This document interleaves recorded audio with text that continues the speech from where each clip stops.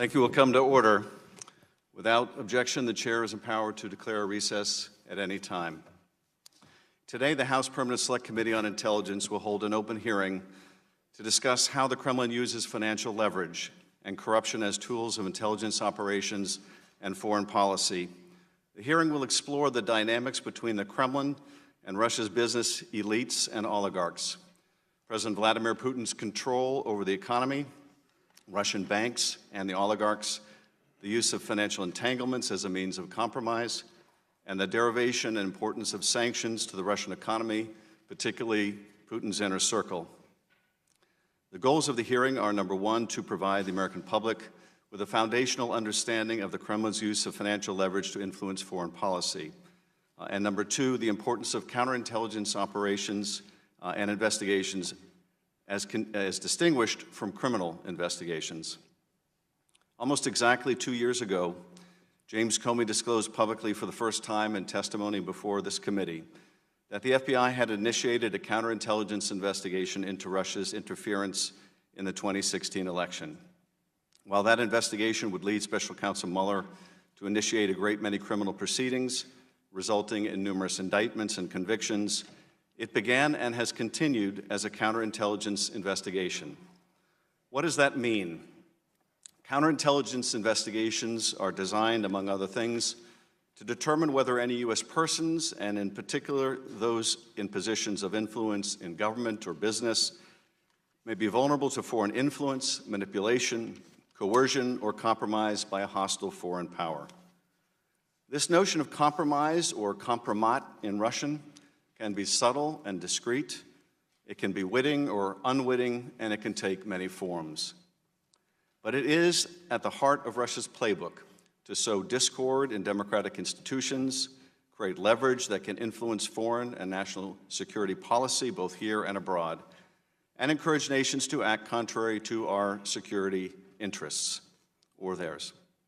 We do not yet know the results of the counterintelligence investigation initiated by Comey and then continued by Mueller. It is not clear whether or to what extent the Mueller report, which is focused on prosecutorial decisions, will even discuss counterintelligence findings.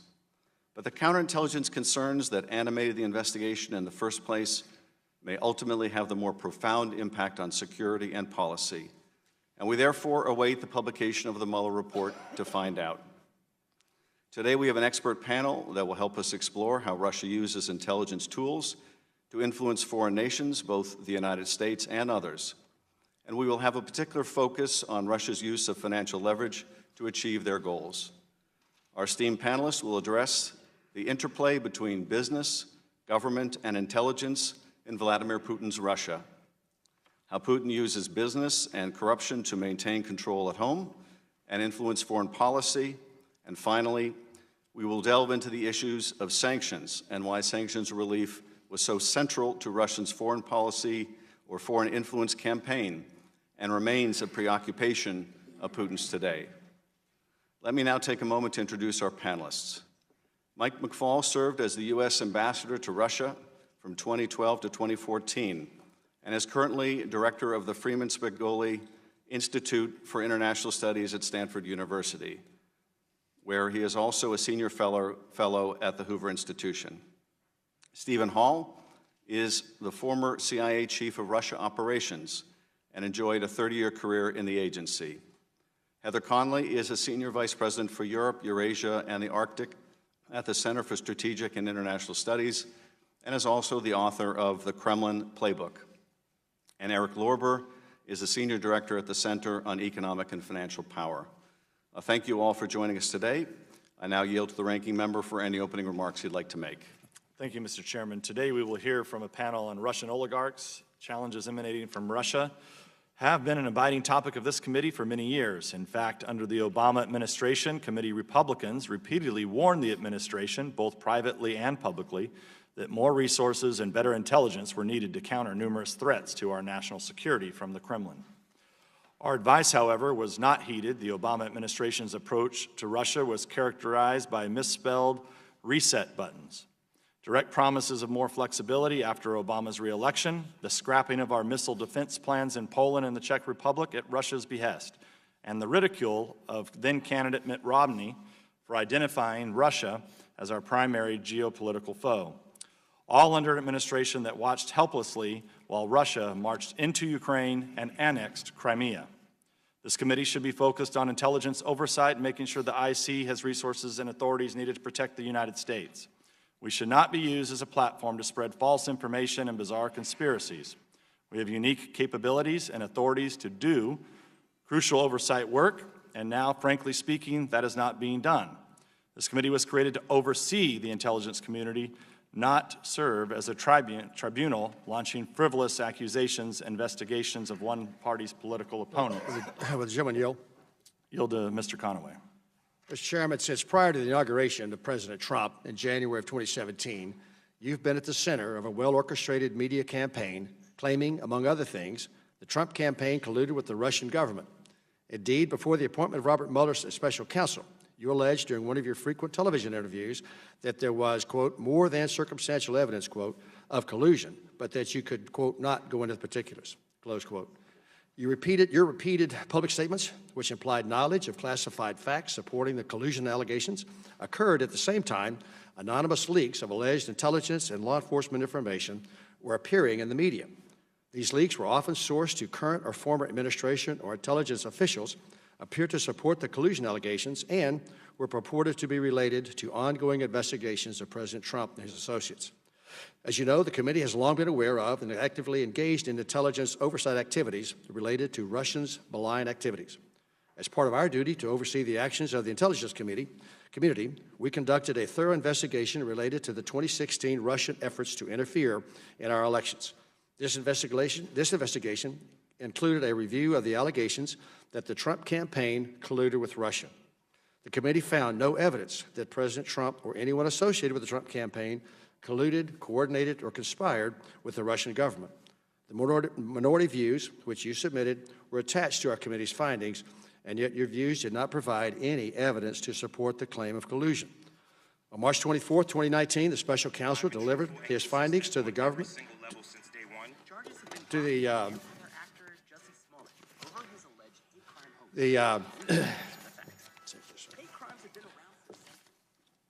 special counsel's investigation did not find that the Trump campaign or anyone associated with conspired or coordinated with Russia in its efforts to influence the 2016 presidential election.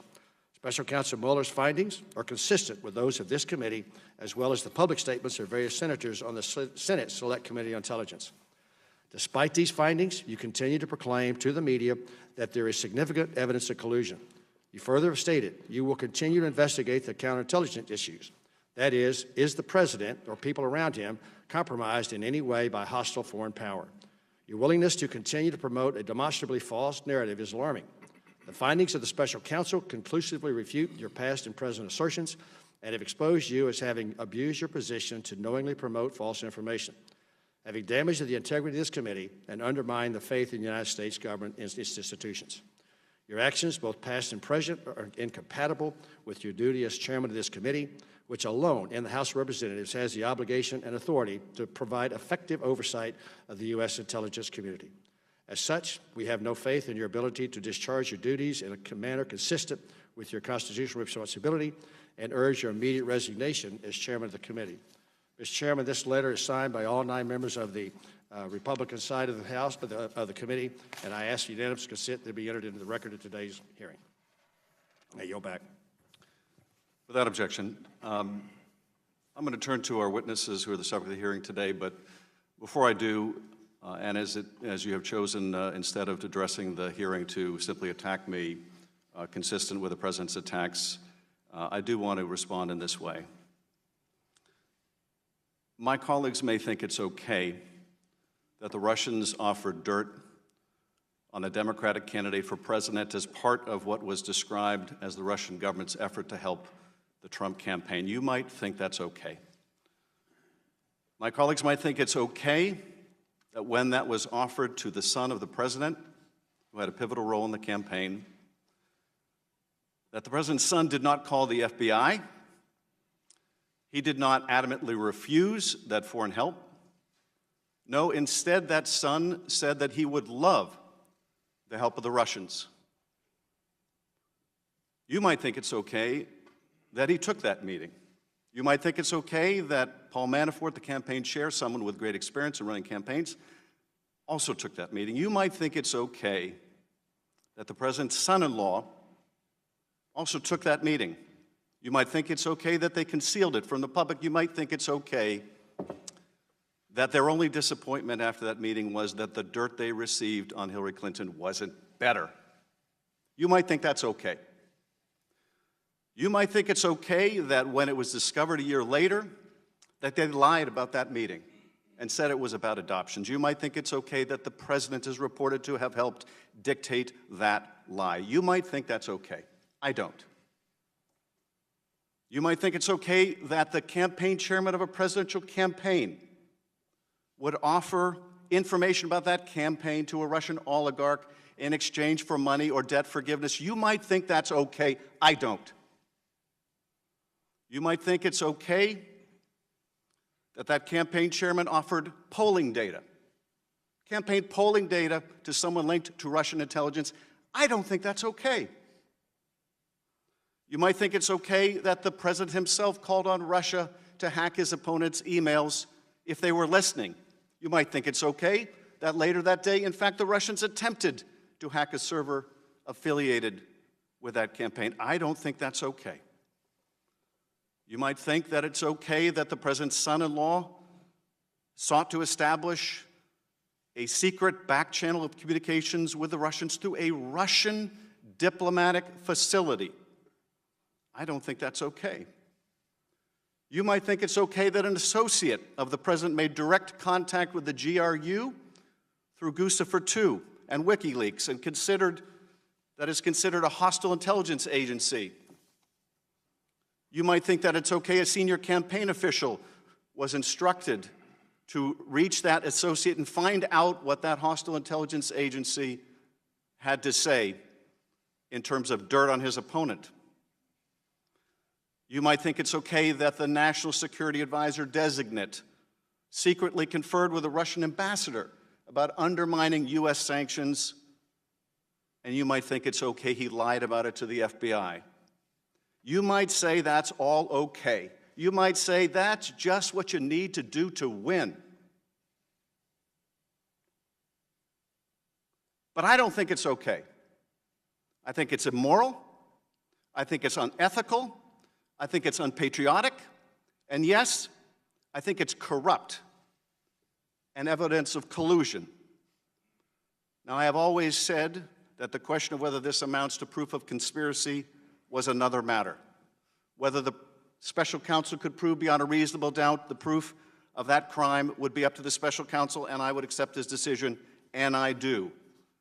He's a good and honorable man, and he is a good prosecutor. But I do not think that conduct, criminal or not, is okay. And the day we do think that's okay is the day we will look back and say that is the day America lost its way. And I will tell you one more thing that is apropos of the hearing today. I don't think it's okay that during a presidential campaign, Mr. Trump sought the Kremlin's help to consummate a real estate deal in Moscow that would make him a fortune. According to the special counsel, hundreds of millions of dollars. I don't think it's okay that he concealed it from the public. I don't think it's okay that he advocated a new and more favorable policy towards the Russians, even as he was seeking the Russians' help, the Kremlin's help to make money. I don't think it's okay that his attorney lied to our committee. There's a different word for that than collusion, and it's called compromise. And that is the subject of our hearing today. Will the gentleman yield? Mr. Ambassador, you are gentleman yield? recognized for your opening gentleman yield? statement. I will not yield. Mr. Ambassador, you Gentlemen, are... yield because you just I said will- things I about will- all of us that I think will- we all should get I the will opportunity not- to respond to. I If you're will going to not say yield. we think, you ought to allow us to speak of what we You think. can use your 5 minutes to speak. You attacked me in your opening statement, and I've responded. I have not had an opportunity to respond at all, especially to your statements of what we think, because no one over here thinks that. No one over here, I mean, you cannot speak for us. You cannot speak for us. Ms. Turner, you're not recognized. Ambassador McFaul, you're recognized.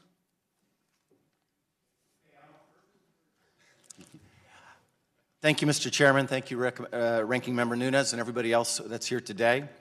I want to start with some good news. The ideological struggle between communism and capitalism during the Cold War is over.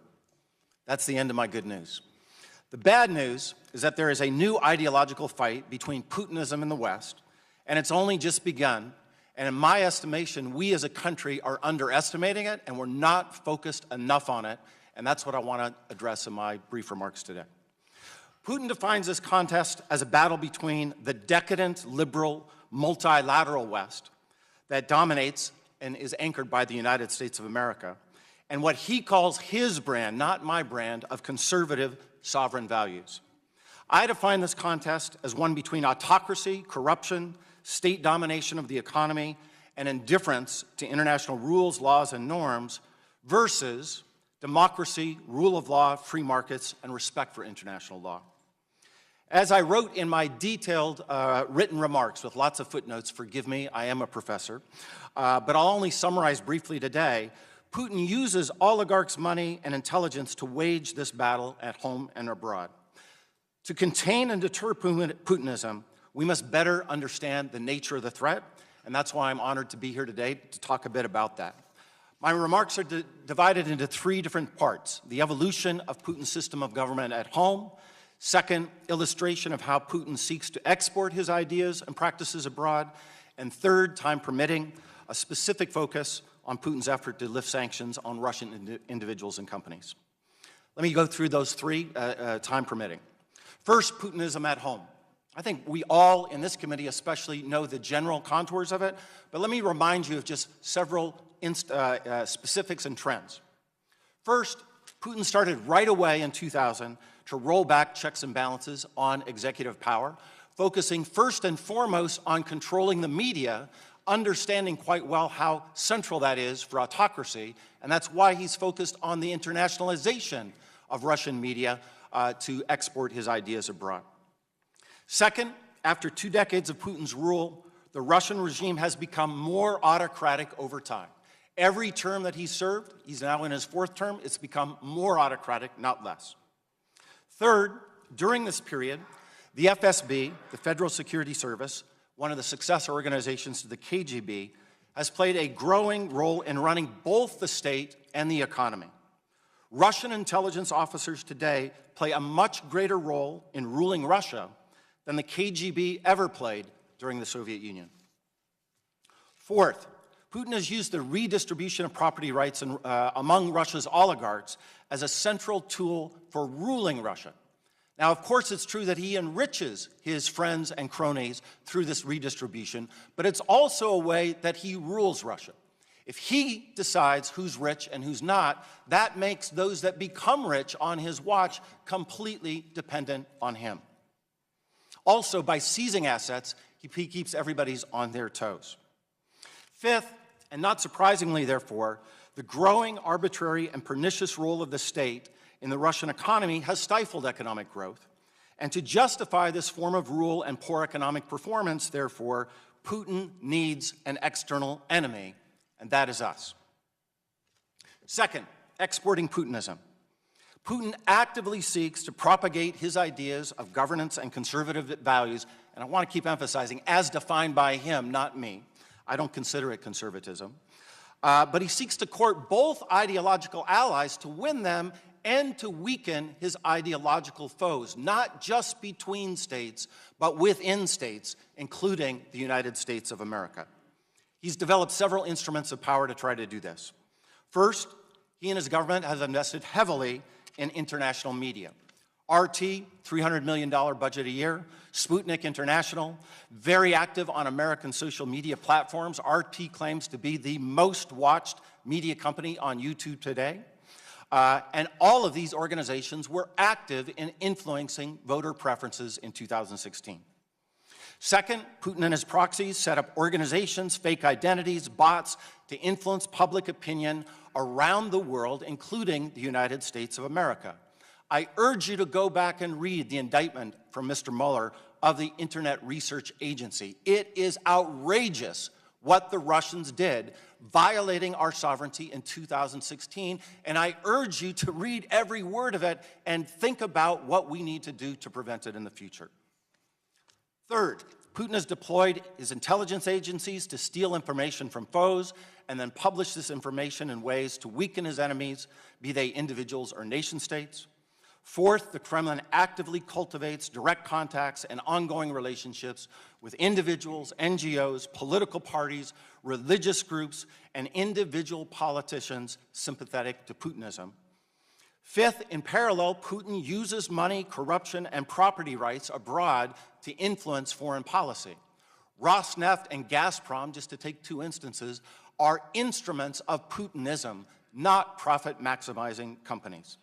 And finally, rarely, but sometimes, he uses very coercive agents, including soldiers, to advance Putinism abroad, as he did most dramatically in 2014 in Ukraine.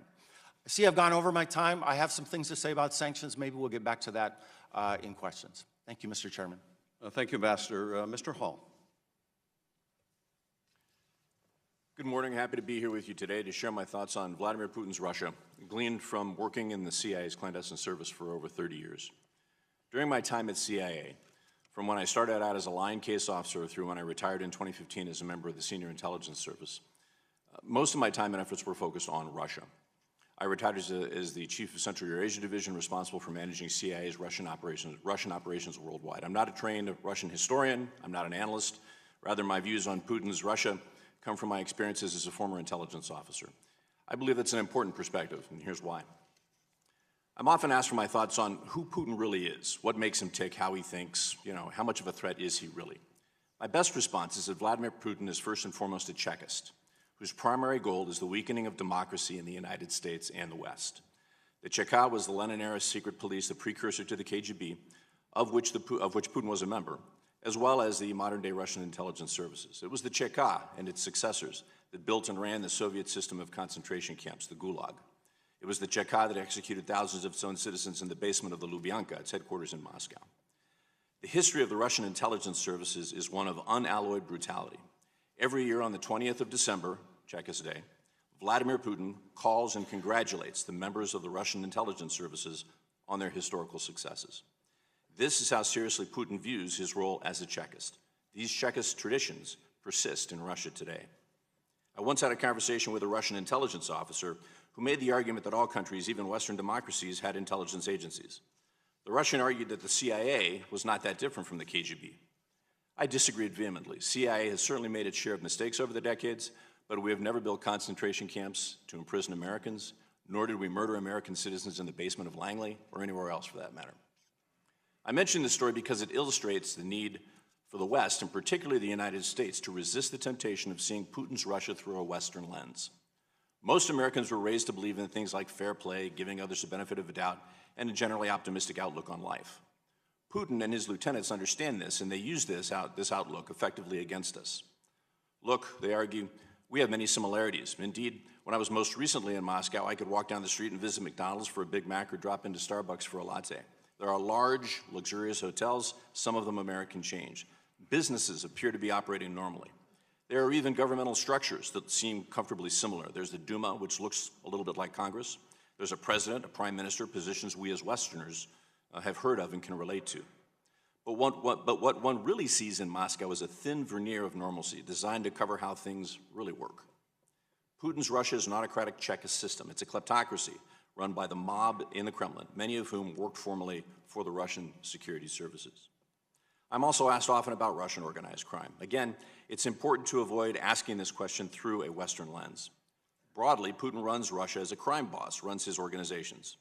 Those who Putin finds useful and effective, he rewards. If someone falls out of favor, punishment usually follows. Enemies of the Putin organization, either internal or external, are neutralized. Independent journalists are killed. Political opponents are flooded with lawsuits, incarcerated, or assassinated. Oligarchs are not exempt, and Putin uses his intelligence services to collect damaging information on all of them, just in case they fail to produce for him in the future. Like fast food restaurants in Moscow, the rule of law in Russia is a caricature created to make us in the West believe that Putin's system really is not that bad. Like any place run by the mafia, businesses, foreign and Russian, are allowed to operate, but only under the rules set by the mob, in this case, the Kremlin. Prior to my retirement, both staff in HIPSI and CISI asked for CIA's thoughts on the Kaspersky Labs, a cyber and technology company run by Eugene Kaspersky. My response was that Kaspersky understood that when Putin or one of his men called and needed something from the company, he had no choice but to comply. When Putin knows in which Russian banks your fortunes are held, when he knows your net worth, when he knows where your wife and your children and your mother live, you do as you're told. If you flaunt the system, it usually doesn't end well. Ask Mikhail Khodorkovsky, a rich Russian oligarch who Putin sent to jail for almost 10 years on trumped-up charges, now in exile in the UK. Getting out of Russia, however, does not necessarily protect even once powerful oligarchs and other enemies of the state. Putin is the intellectual author of dozens of murders and attempted assassinations abroad. People like Alexander Litvinenko, poisoned by radioactive tea, Sergei Skripal and his daughter, attacked by GRU, the GRU using a Russian nerve agent, and the former oligarch Boris Berezovsky, found hanged in his London home. These are all lessons from which other powerful Russians understand well. This is a key component to how the oligarch system works in Russia. Putin will help you become very rich as an oligarch and allow you to maintain your riches as long as you support the Kremlin when required.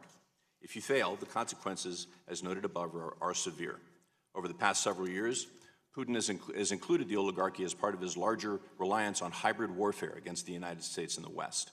We now need to understand that in addition to defending against conventional attacks from Russia, Putin is also using non-traditional means to threaten us, to include using his oligarchs. Maria Butina's association with several oligarchs and her work for Russia in the United States is a good example of this. Putin controls Russia and his oligarchs using a complex system which bears many of the traits of a Czechist state. The intelligence services play a key role in neutralizing both internal and external threats. Internally, Putin uses the FSB, the Investigative Committee, and other entities to gather information against companies and individuals that can be leveraged later should they need to be brought back into line. Putin can also use his oligarchs to exert economic and financial pressure on targets inside and outside of Russia. The Kremlin also controls the information that flows to the majority of the Russians, and so anti-West and pro-Putin propaganda themes keep most Russians where Putin wants them, under his control. The same organized crime rules hold for foreign businesses in Russia. Putin will have his intelligence services collect intelligence on any American businessman in which he has an interest. Such efforts would include both physical surveillance as well as audio and visual collection against the target while in Russia. Entrapment and arrest have been used against American businessmen in the past.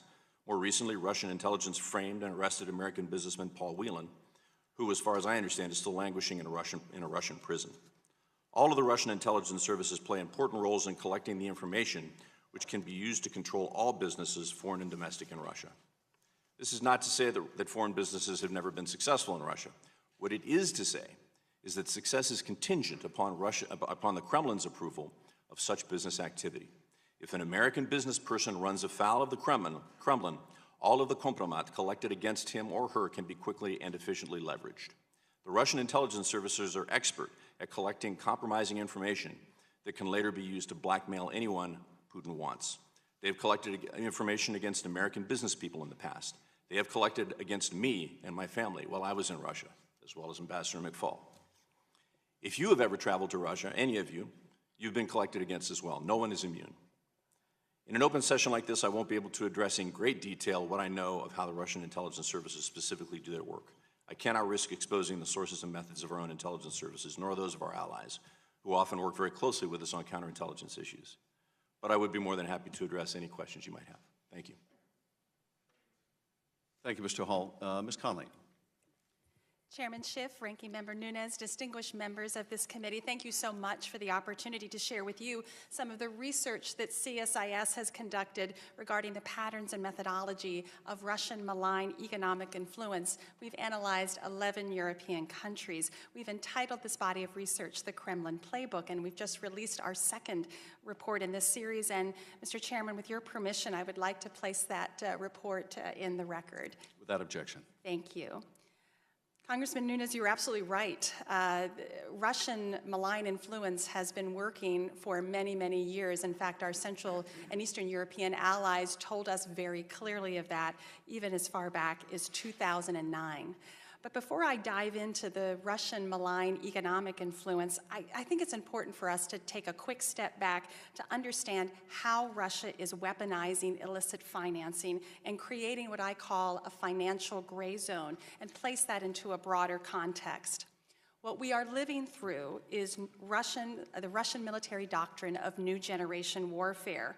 It is a strategy of influence, not of force. It's designed to erode the confidence and credibility of democracies to such a point that those democracies will seek an accommodation with the Kremlin's policies and the interests over their own national interests.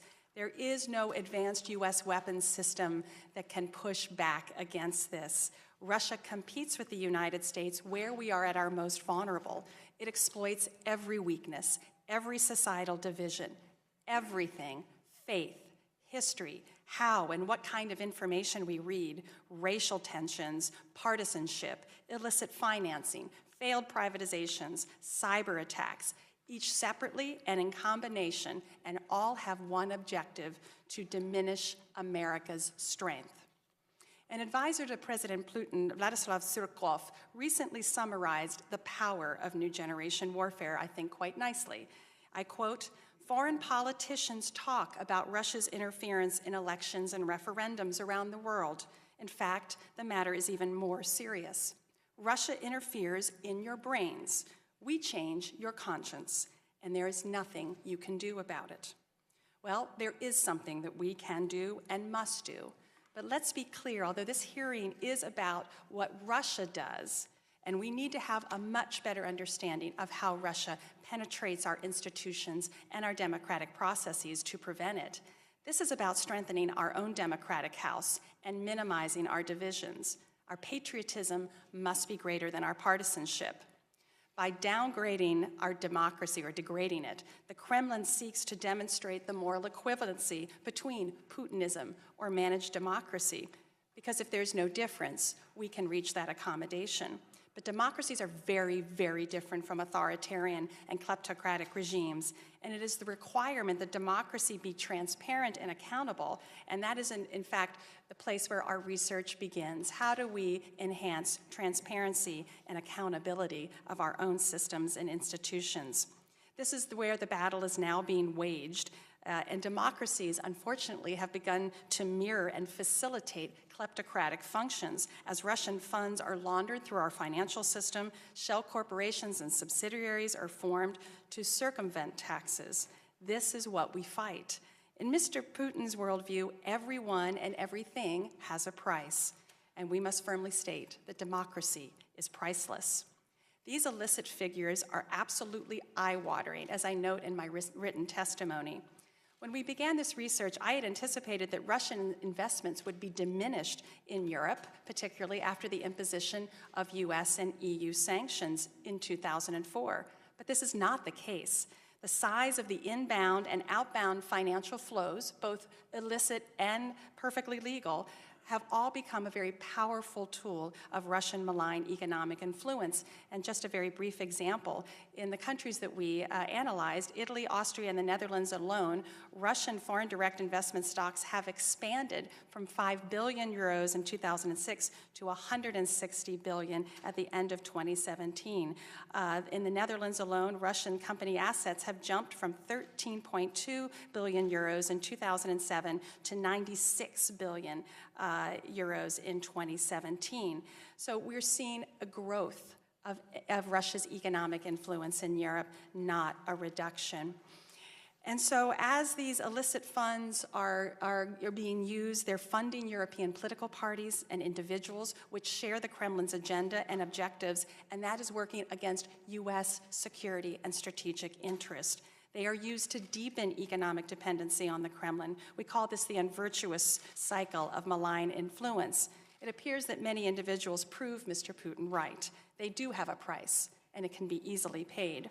But how we fight and win this battle is to fight through greater transparency and democratic accountability. We need to prioritize illicit financing as much as we do terrorism financing. Examples of Danske Bank, Swedbank, Deutsche Bank, Societe Generale, corporate service providers, opaque beneficial ownership. We must work collaboratively with our European partners to detect illicit financing and push it out of our system. We need to make sure that the highest transparency standards are there for ultimate beneficial ownership. This is how we strengthen our democracy. Mr. Chairman, this is how we win. Thank you. Thank you very much. Mr. Lorber, I'm sorry. Thank you, Mr. Chairman, Ranking Member Nunes, and distinguished members of the committee. I'm honored to appear before you today. As this committee knows well, Russia poses a serious national security challenge to the United States. In the last few years alone, Russia has illegally occupied Crimea, destabilized Ukraine, attempted to subvert Western democracies, including by attacking the integrity of U.S. elections, launched cyber attacks against the United States and our allies, supported the murderous Assad regime in Syria, and used chemical weapons to conduct assassinations in Western Europe. The United States and its partners must respond forcefully and thoughtfully to this threat, including through the use of targeted economic measures. As an economic sanctions and illicit finance compliance professional, I will focus my testimony today on 3 key points. First, our sanctions on Russia have had an impact. Through the use of coercive economic measures, we have put pressure on particular Russian targets and caused economic pain to the Russian economy. Second, this impact has been limited, and while resulting in some changes in Russian behavior, is unlikely to significantly alter Russian decision-making, absent an escalation that would both be costly to our partners in Europe and many in the private sector.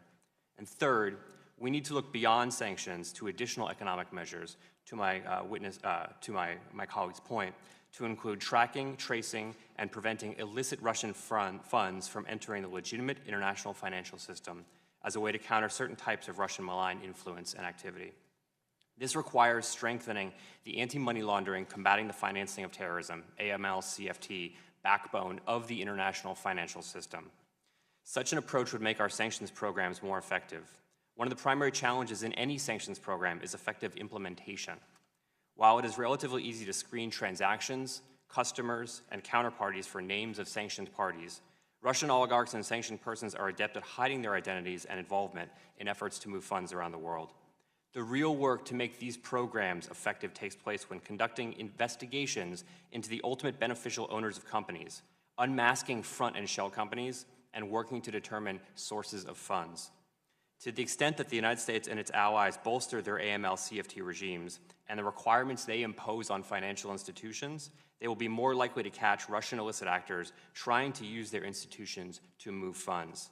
Such an approach would also have the added benefit of strengthening our defenses against illicit financing more broadly. To bolster our AML-CFT regime and to counter sanctions evasion and illicit finance, Congress can take a number of steps. First, Congress can pass meaningful beneficial ownership information.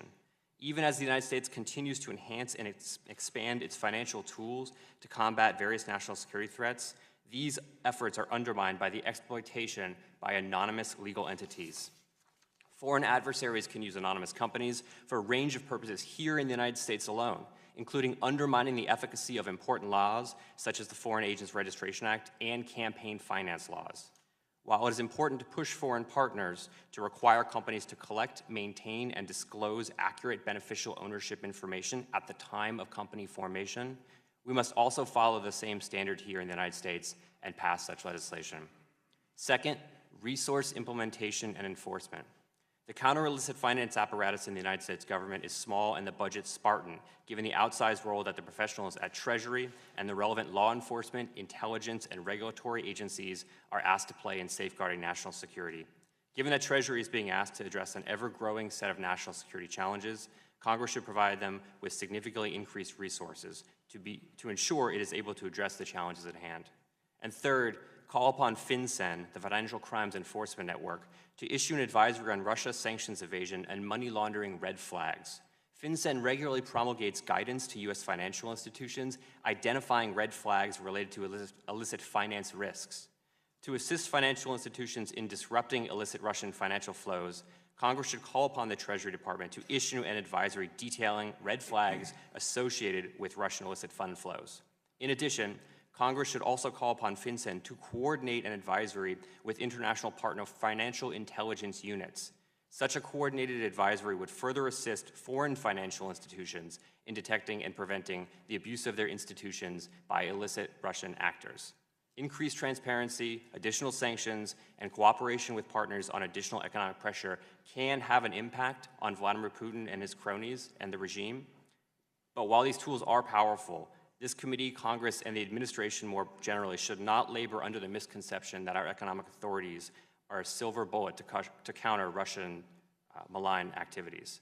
I'd be happy to discuss any of the particular recommendations I put forth, as well as sanctions on Russia more broadly. Thank you, and I look forward to your questions. Thank you, Mr. Lorber. Mr. Hall, can you explain a bit about how the Kremlin uses business and finance as a counterintelligence tool? Sure. I think the best way to look at it, again, is to imagine the Russian intelligence services and the Putin regime, the Kremlin itself, as collectors of information first and foremost. And unlike in our own intelligence community, where we oftentimes, if not almost exclusively, collect information for policymaking purposes, in Russia, what's collected is information that can then be used economically, if necessary, against targets of Putin's choosing and against the targets that the Russian intelligence services might choose.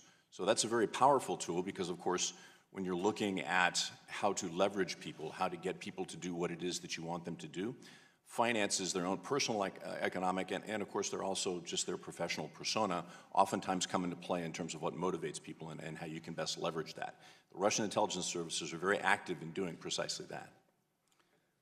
And how might they use financial entanglement beyond for the purpose of gathering counterintelligence, but for the purpose of either gathering compromise,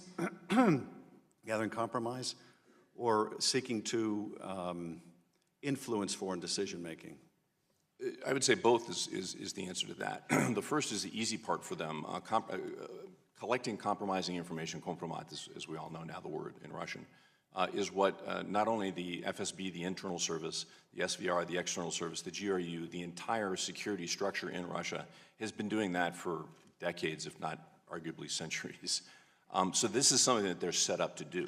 Whenever anybody comes to Russia, goes to Russia, that type of collection will be initiated against targets of interest. And what is gathered from those operations, from those collection operations, is either stored for later use or it can be simply used immediately.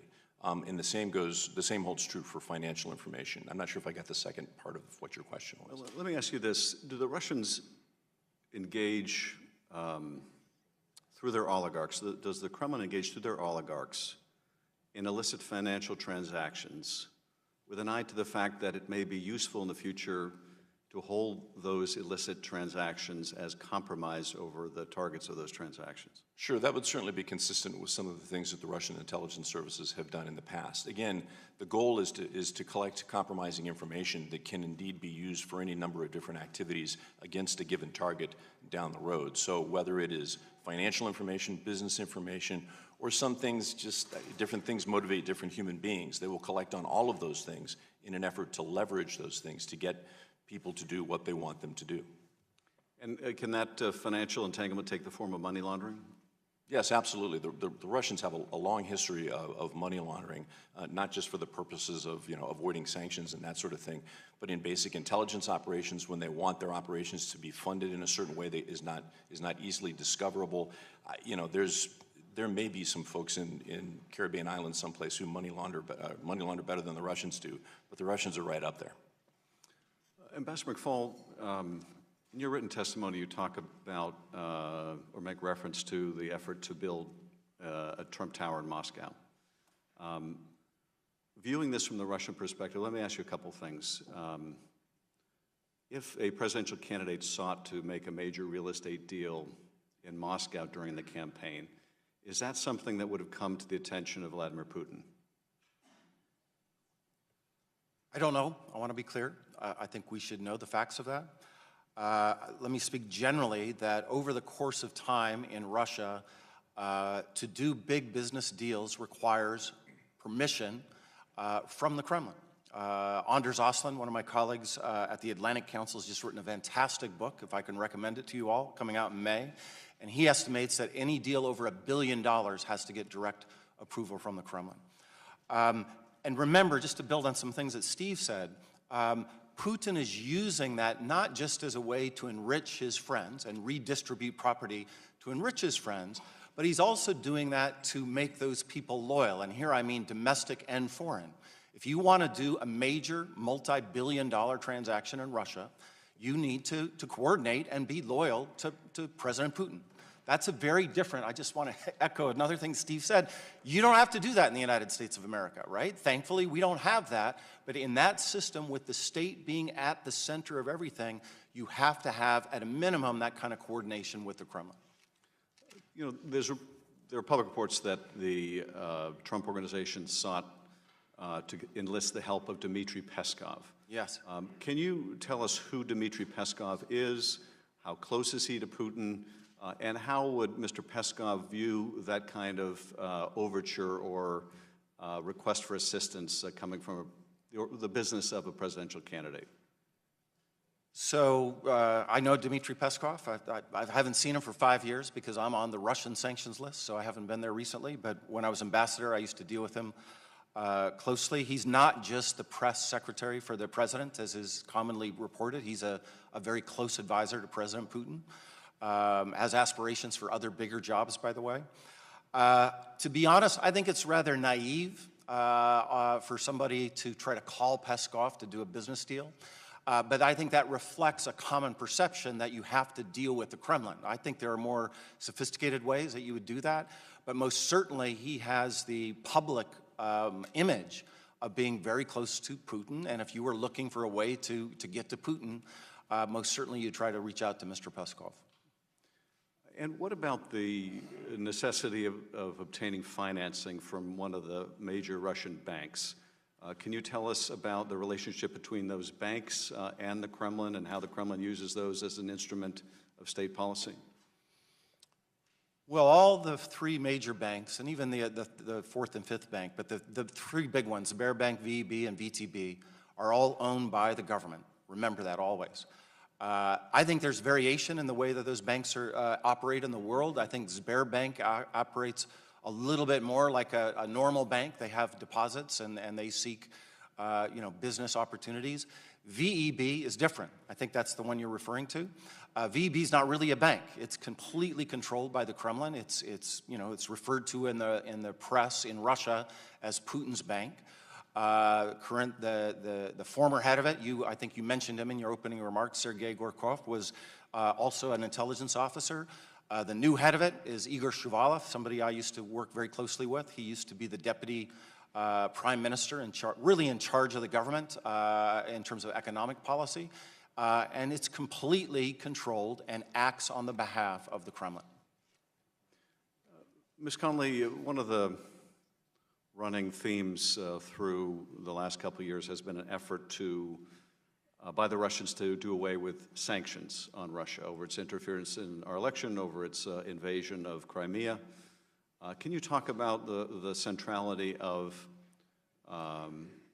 efforts to do away with sanctions, which we have seen so recurrently in our investigation? Why is that such a top priority for the Kremlin? Mr. Chairman, it's important because Vladimir Putin has to manage a very challenging long-term decline of the Russian economy. He needs those sanctions to be lifted, particularly in the financial space, to allow needed funds to come into the Russian economy. So this is, in some ways, it's always about regime survival, but the economic means are very important. Because the sanctions have been tailored to many members of his inner circle, that also increases pressure on that as well. We had anticipated that the European Union individual members might challenge the longstanding EU sanctions. They have not, which is very positive. But in our research, what we found is, but we can't be comforted even by our own sanctions regime. While it has been very helpful, what we're seeing is patterns of shifting changes. Now it's about incorporating and through subsidiaries new monetary flows that are going through, a lot of sanctions that have been grandfathered. So we're actually not seeing, I think, as much power of those sanctions. This is the thing that we have to understand. Russia's tactics are always evolving and adapting. What we're fighting against 2 years ago of a sanctions pattern may have already shifted into other arenas, other areas, and that's why it is a constant moving target. It's a whack-a-mole. We have to be very forward-leaning. So even though we have a robust sanctions regime, I don't think we can think about that as being very sufficient. And then finally, there's a lot of concern about the Magnitsky Act being very, very concerning to them, and the Europeans are now increasingly adopting that legislation, which is adding additional concern. So we see some progress, but we also see some loopholes that are now being used to great effect. Mr. Nunes. Thank you, Mr. Chairman. Ambassador McFaul, you're aware that lying to Congress is a crime, and you're expected to tell the whole truth here, correct? Yes. Just want to ask you a series of folks that you may or may not be familiar with, but I'm interested to know whether or not you've communicated with these folks. Ambassador Kislyak was the former Russian ambassador to the U.S. You communicated with Ambassador Kislyak? Yes. When I worked at the White House, I met with him often. How about Igor Sechin, who's the CEO of Rosneft? Yes, I first met Igor Sechin in the spring of 1991 when he was a deputy for Vladimir Putin. I didn't have a lot of contact with him until I became the U.S. ambassador, but I met him probably 2 or 3 times as the U.S. ambassador. Bill Browder? Yes, I know Bill Browder. I've met with him many times. What about Natalia Veselnitskaya? No, I've never met Natalia Veselnitskaya, although I testified in June 2016, and she was sitting right there behind me. I have my computer up like this, and it looks like she was recording things I was doing, but I've never met her before personally. All right, we'll count that as a no. Glenn Simpson from Fusion GPS. I don't believe I've ever met him, no. Anybody associated with Fusion GPS? You'd have to tell me who's affiliated with him. Nellie Orr? No. What about Bruce Orr? No. Jonathan Weiner, State Department? I know of Jonathan Weiner because we were on the list together of the people that Putin wanted to arrest that they announced after Helsinki, but I don't think I've met him, sir. Christopher Steele? No. Benjamin Wittes? I know him, yes. What about Michael Isikoff? I know him. I've met him a few times. We're not colleagues. Okay, I'm going to ask you, your name pops up in a lot of articles in 2016. Matter of fact, you're one of the first folks to talk about Carter Page. There's a June 17th, 2016 Washington Post article written by Tom Hamburger, where you and David Kramer are sourced in that article. Are you familiar with that article? Sir, not off the top of my head, but I know that reporter, yes. And I know David Kramer. He used to work for the Bush administration, yeah. How did you know that Carter Page was going to be in Moscow in July of 2016, speaking at a conference? I read about it in the Russian press, sir. He spoke at the New Economic School. He was the speaker at their graduation ceremony. And you were live tweeting during that conference? You had several tweets at that time about that conference. Were you watching it live? I don't remember, sir, but whatever I said on Twitter would know what I was said.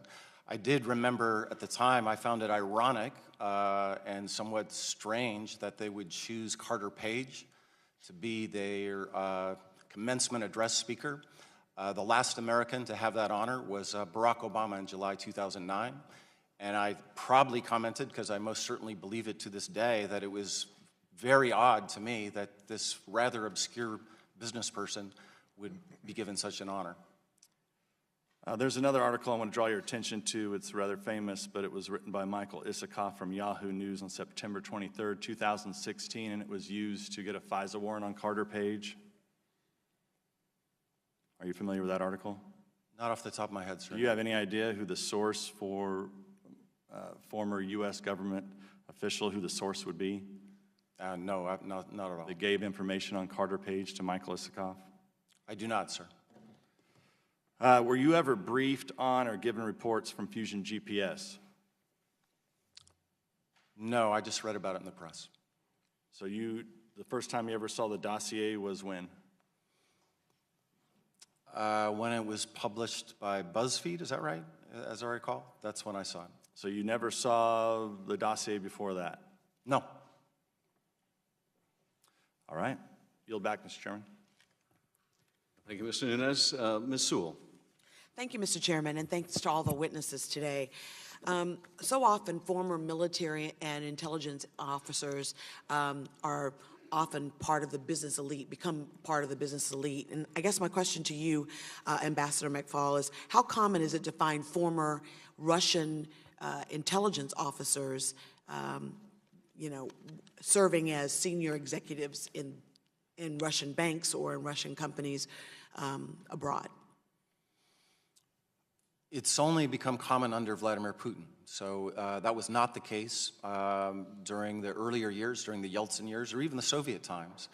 But over the last 20 years, you have seen a very systematic replacement of CEOs of the top Russian government enterprises owned by the government, replaced with FSB officials and other military officials. And pretty much, I could go through the list. I brought the list if you're interested, but the vast majority of them, not all of them. So I mentioned Sberbank earlier. That's the largest Russian bank. That's run by a guy named German Gref, to the best of my knowledge, but Steve may know things I don't know. He is not a member of the Russian military intelligence. Shuvalov, who now runs VEB, is not, but the other big, large corporations, many of them are former intelligence officers. And I also want to underscore, that's a bit of a paradoxical statement to say, former intelligence officers, because once in the KGB, they're always loyal to the KGB. Are counterintelligence or current intelligence efforts to track Russian business, financial, or economic influence efforts in North America and in Europe adequate? Are our counterintelligence efforts to track sort of these Russian business alliances efficient? So I've been out of the government for 5 years, so I don't know what is happening on the classified side. You might know better than I. I do want to say, as an academic who follows these things closely, I think it is grossly understudied. This is hard stuff to study, by the way. You have some of the best people in the world that do it. But we don't have good information on that. We're not tracing it. The ability to set up companies anonymously here and to buy property and to use law firms to transfer money, all of those things prevent researchers from doing that kind of work. And I would strongly encourage this committee to use the facilities and resources you have to do more of that work. Because one other thing I want to say, not all Russian business abroad is illegal or run by Putin. A lot of it is, but not all of it is. And I think we make a mistake if all of that, all the capital flight that Heather mentioned, a lot of that is money running away from Putin because they don't want it to be stolen from them. And I think having a firm accounting of that, and then how it is used and how it is used as leverage, would be an excellent assignment that this committee should give somebody. So, Mr. Hall, are there certain red flags that are indicators of operations hidden by the Kremlin as business alliances? Are there red flags that you can talk about? I know, and not compromise sources and methods, but. Yeah, I would imagine that there probably are forensically some things that can be determined when you're looking at money laundering, when you're looking at illicit activities of that type of thing. But being a former CIA guy, I mean, I want spies, because it's much easier to have somebody on the inside telling you, here's what these guys are doing, as opposed to trying to figure it out from the outside. Both parts are obviously needed, and members of this committee are certainly better versed than I am in terms of what we're doing in collection on that. But it's definitely something that needs to be looked at. How hard is it to recruit within Moscow, within Russia? It's a challenge for a number of reasons, and I hesitate because I'm trying to figure out what I should say and what I shouldn't say in that regard. But let me just say that I think when I worked at CIA, we had, and we probably still do, a group that we refer to as hard targets. This was Russia, China, Iran, the normal set of folks that you would probably expect. These are the hardest of the hard. These are the folks that are really, really difficult to recruit and get information out of. What actors are probably the most vulnerable to intelligence operations, would you say? In terms of recruitment operations?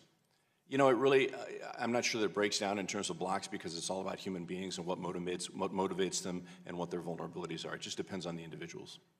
Thank you, Mr. Chairman. Thank you, Ms. Sewell. Mr. Conaway.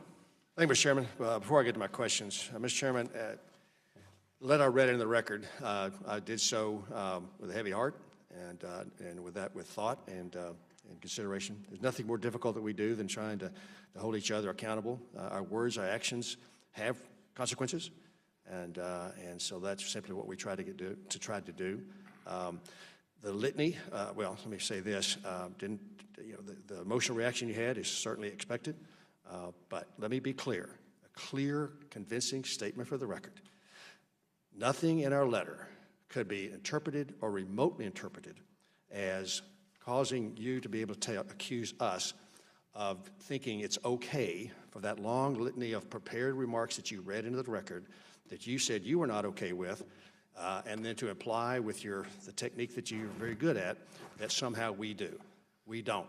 Our letter has absolutely nothing to do with what President Trump, candidate Trump, campaigns, whatever it is they might have done.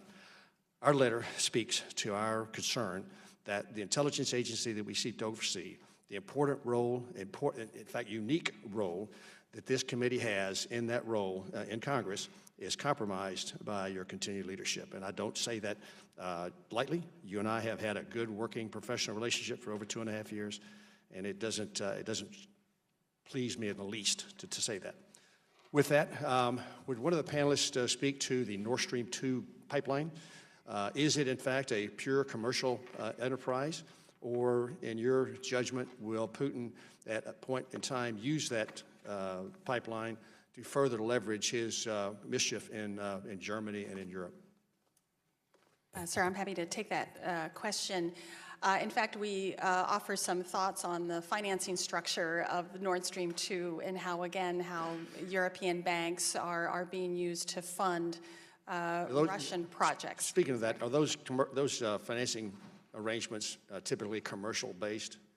Or are the interest rates higher than you would expect in this market? Sir, I would not have the details on that. I think, again, for us, it's the transparency and the complexity of how these deals are structured that, in part, we need to have a better understanding. No, in my view, Nord Stream 2 is not strictly a private energy deal, and this has been brought to the attention of the German government. This increases Europe's dependency on Russian energy. We have to think of Nord Stream 2 in the same light as a pipeline called Turkstream, which is bringing Russian gas through Turkey to increase Europe's dependency. And what we highlight in our report is that actually the energy sector, Russia uses that as such a powerful tool, not just for dependency, but it's the financing that it buys a lot of the downstream energy of other countries. It is such a powerful tool, and it is very important that Congress continues to emphasize that Nord Stream 2 is not in Europe's interest. Any question of the four of you that Putin would not use that leverage if he felt it to be to his advantage? Anybody believe he would be an honest broker across that? In the time remaining, just one footnote to what Heather already said. It increases dependence of our European allies. It also reduces the transit fees for Ukraine. So it's very deliberately aimed at weakening Ukraine. Thank you for that. I appreciate that, and I agree. Can you speak to the Russian oligarchs' mischief in Armenia and, by extension, Putin, and the effect it's having on that nation's nascent attempts to regain its sovereignty and remove the Russian influence from it? Anybody speak to that? I'm sorry to say I'm not as familiar with Armenia. Armenia is a country in South Caucasus. I'm aware. I'm just not. Thank you. I'm just not aware of the Russian oligarch patterns. I thought maybe my West Texas accent had sort of screwed up the pronunciation of the name of the country. You're perfectly clear, sir. Thank you. Thank you for your testimony this morning. I concur that that Putin, we probably ought to just use Putin in lieu of the word Russia anyway, because everything runs through him that's of malign things that are going on. Thank you for your clear-eyed testimony this morning about the threats he poses to democracies around the world and our national interests. So with that, Mr. Chairman, I yield back. Thank you. I yield to Mr. Carson. Thank you, Chairman Schiff. Mr. Hall, can you explain the relationship between the Russian organized crime apparatus and the oligarchs, and how do they even coexist?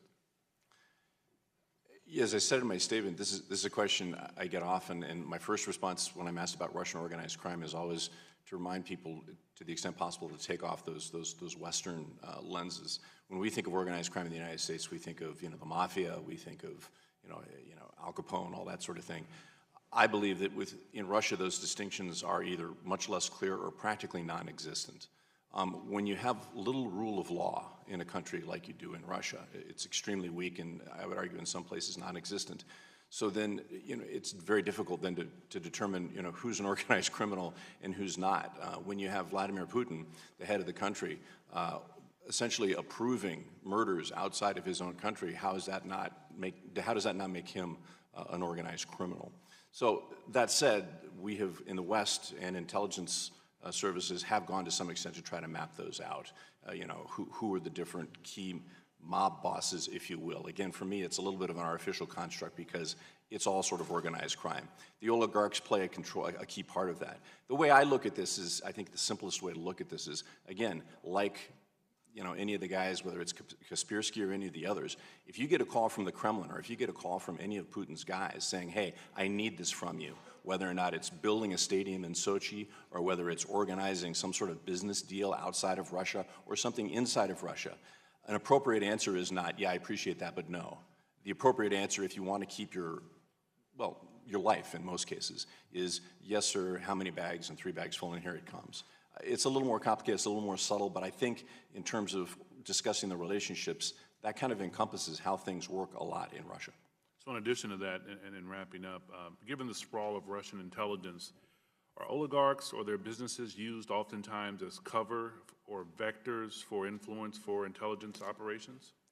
Again, yes. I mean, that's certainly, and the reason I say yes is not because I have the top 5 in my mind, but again, if the FSB, who answers directly to Vladimir Putin and the others, calls you up and says, hey, you've got this business located in X, Y, or Z location, I need you to do the following things for me, it gets done. It's a unity of government approach that we probably all would love to, well, I guess we wouldn't love to have here in the United States, but it's certainly something that they can do. Are any oligarchs even bold enough to challenge Putin philosophically? That's a tough one. That's to ask, what goes on in those meetings in the dacha outside of Moscow when they all get together over the weekends. And, I argue that even if you were a fly on the wall, if you had some sort of, way to monitor what goes on in those meetings, I'm still not sure that we would understand because Vladimir Putin, being a former operative himself, I think is playing his oligarchs and his power people against each other to see what their reactions are going to be and what his best way forward is. I think it's all very complicated stuff. Mike's probably... I should have asked the ambassador that question, but yeah. So thinking off the top of my head of oligarchs, they like to be called business people, but let's call them oligarchs for now. No, I can't think of somebody that would stand up and confront Vladimir Putin today. Not even a childhood friend? Well, the childhood friends are a little bit different. There's a crony group. There are different categories, right? So there's the people he put in place of the state-owned enterprises. We talked about them. Then there are the oligarchs from the 1990s. And let's point out that that's a different group than his friends and cronies that now run these companies and some who have become billionaires only because of their relationship with Putin. Some of those people did challenge him. One was mentioned by Steve Hall earlier. His name is Mikhail Khodorkovsky, and he was arrested in 2003 and spent 10 years in jail as a result of challenging him politically. And once that happened, that, as you can imagine, that had a chilling effect on other oligarchs standing up to him. Of his circle, I think there are 2 people that are not oligarchs, but people I used to deal with and others have reported that do challenge his assumptions. One is German Gref, who I mentioned, the head of Sberbank. He has the kind of personal relationship with Mr. Putin that he can do that. He was one of the original reformers back in the early 2000s. Did he serve in the KGB with Vladimir Putin? To the best of my knowledge, I want to underscore, I don't know everything, but to the best of my knowledge, no. And the other one is Alexei Kudrin, his former finance minister, who's now works in a different place.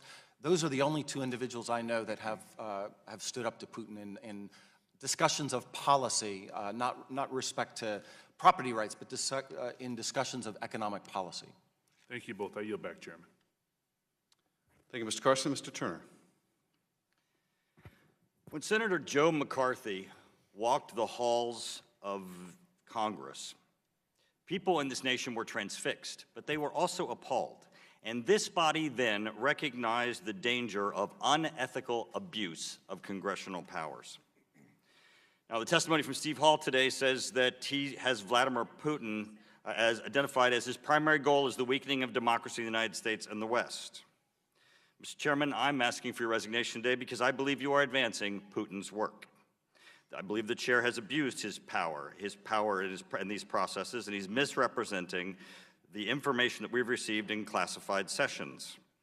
Now, Mr. Chairman, when this body understood that McCarthyism was something to be rejected, it for years watched it. But you are using that playbook. With McCarthyism, we had Russia chasing after Russian communists, and now we have Schiff chasing after Russian collusion and those who would collude. Mr. Chairman, in your opening statements, you attacked in true McCarthy fashion each and every one of this. You stated that you stated what we think.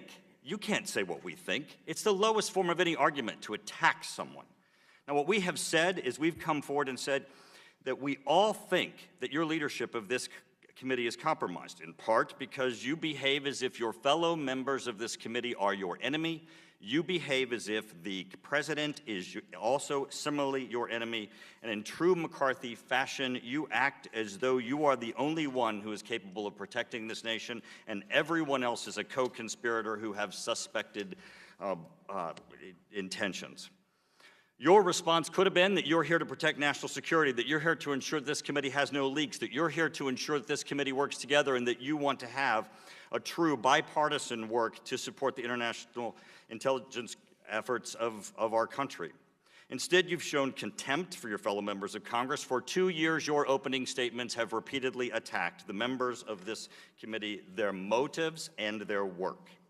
You have transformed the staff of this committee so that they are prosecutorial instead of working on issues of national security and intelligence. You have misrepresented to the American people information that we received in classified sessions. And you've had this committee diverge from its goals. That is a danger to our national security. It is a distraction. It causes this committee not to function. When this Congress took a look back at itself and what had happened with Senator Joe McCarthy, it made a commitment that Congress would no longer be abusive in its powers, that it would look to protecting its national security.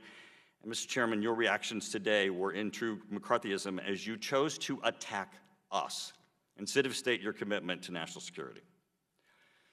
Ms. Conley, did Joe McCarthy advance Russia's communistic goals of separating our country? Did McCarthyism advance democracy, or did it hinder democracy? Did McCarthyism shackle us with a burden of divisiveness rather than cohesiveness in trying to move forward as we look to our adversaries? Congressman, I'm not the best place witness to answer your question. Ambassador McFaul? I'm also not an expert on McCarthyism. I'm an expert on I just want your other things. personal opinion. I do think polarization in our society advances Putin's national interest, as defined by I greatly appreciate you answering that question. Now, my question goes to Montenegro. Ms. Conley, you know I've worked on NATO and NATO issues, and I'm very proud of the fact that our nation supported Montenegro joining, and I think that certainly sets aside some of the advancement of Russia and Russia's interests. When I was in Montenegro, they had billboards up chastising the dangers of NATO and trying to affect that electorate. Could you please tell us of the effect of our work with NATO and Montenegro and how it sets aside Russia's advance? Congressman, thank you. Russian influence in Montenegro is substantial. In fact, it's one of the case study countries we note. The economic influence particularly concentrated on real estate and tourism. And you're absolutely seeing some of the byproducts of where that great investment is. They can finance billboards and political parties to work against the Euro-Atlantic drive of these countries.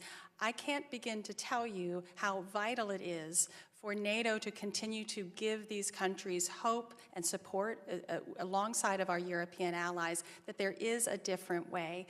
But what I would highlight for you is two things. One of the greatest weapons within Montenegro for Russian influence is the Serbian Orthodox Church. This continues to play an outsized role in shaping Montenegrins' views of themselves and where their future lies.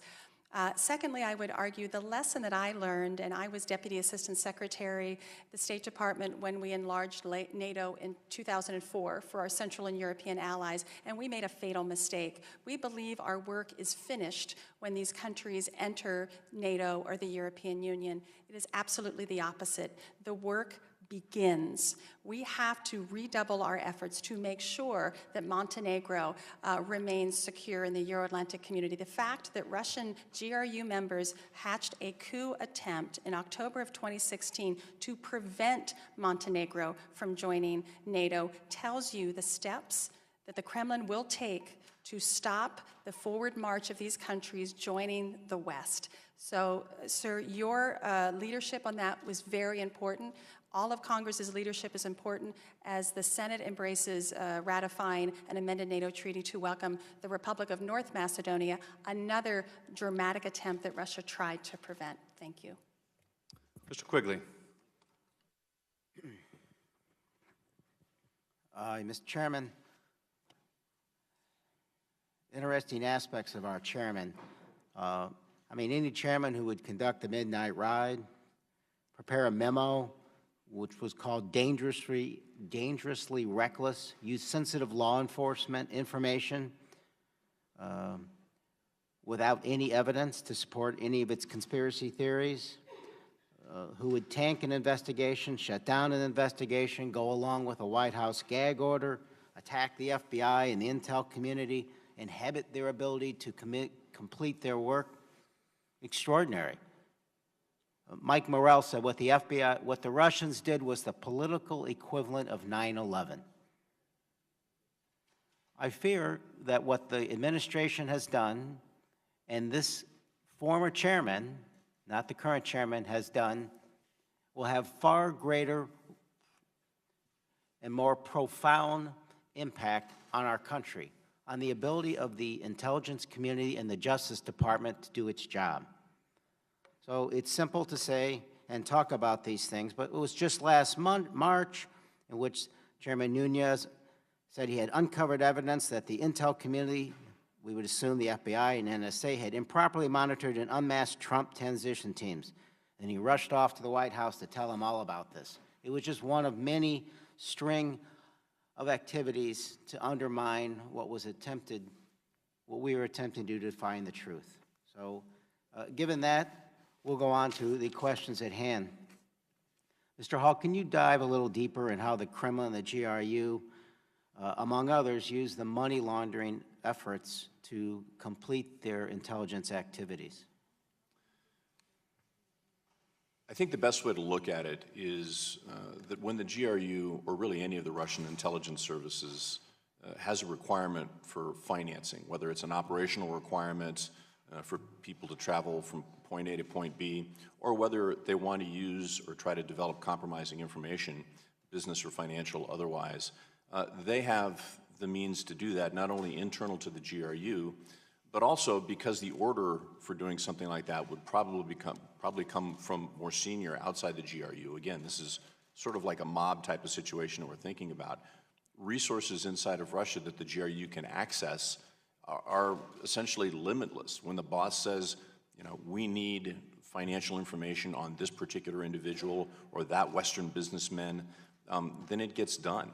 And if the GRU is the one who's chosen to do it by the Kremlin, then off they go and the resources are there. There is no oversight process there. There's no budgeting process. There is, but it's primarily paperwork. So they really have all the resources that they need to go after whatever target the Kremlin decides they need to go after. Mr. Quigley, there are only 2 minutes left on the vote. Let's recess here, and we'll return right after votes, and we'll pick up with Mr. Quigley. Thank you. We are in recess.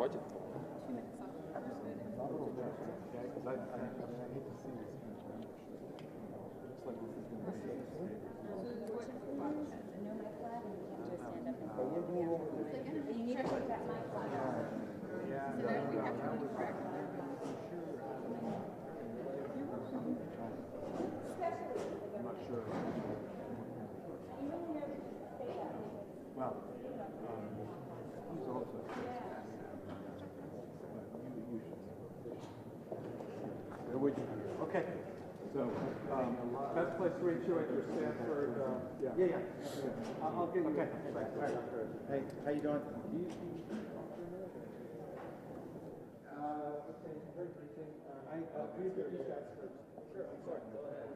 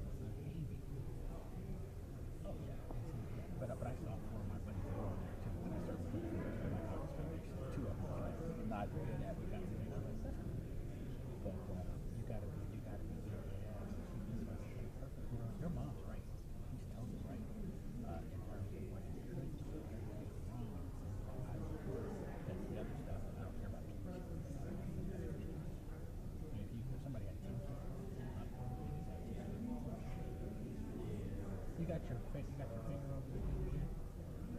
You don't have to now. Yeah. Where's that thing on your head? Put that thing on your head. Now, see, right now, if I were you, you'll think I'm being a you know what. See, you could be sitting there, you could send out things via email. Literally just press the button and make money right now.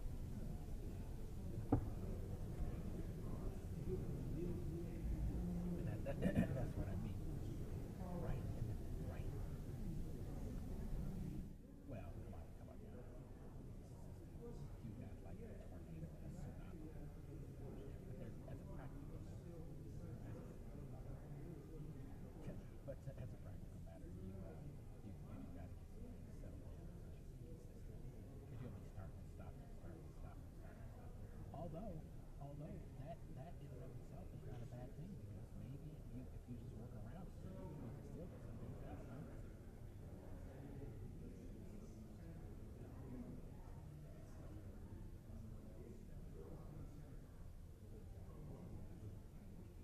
Yeah, but the only problem is, I agree with you. The only problem is it would have to be consistent for it to have any meaning, because you have to. The trick is.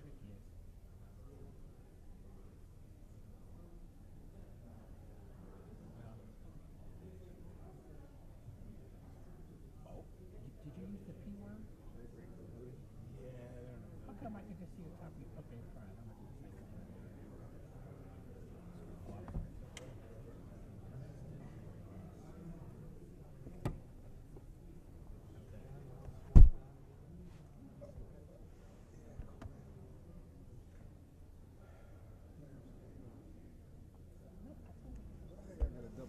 Literally, look behind you. I got to double up the back on it. Lower back. Oh, how to work out? Yeah. No. I'm just simply saying that's what's there, and then that's what's inside the cat. Really? So you got rid of that cat.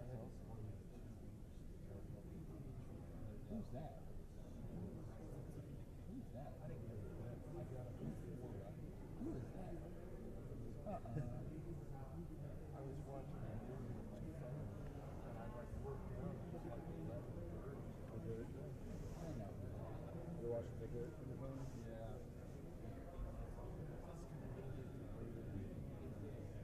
Yeah. I have an iPad. I really I have a really old one, so I've run it with me on this a lot of times.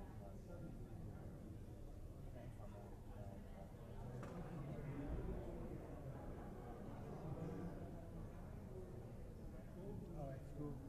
I'm still not done with work yet. I got you. I got you. Got you.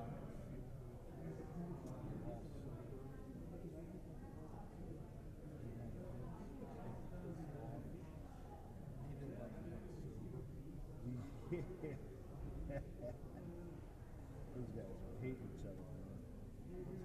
Those guys start hating each other when they sobered up. Well, do some lessons. What's amazing to me is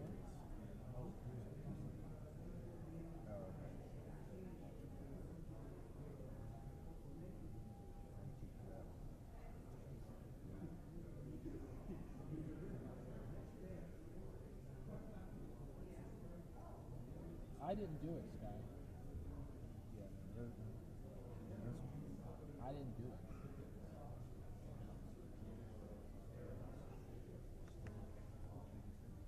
What are you talking about? Oh yeah.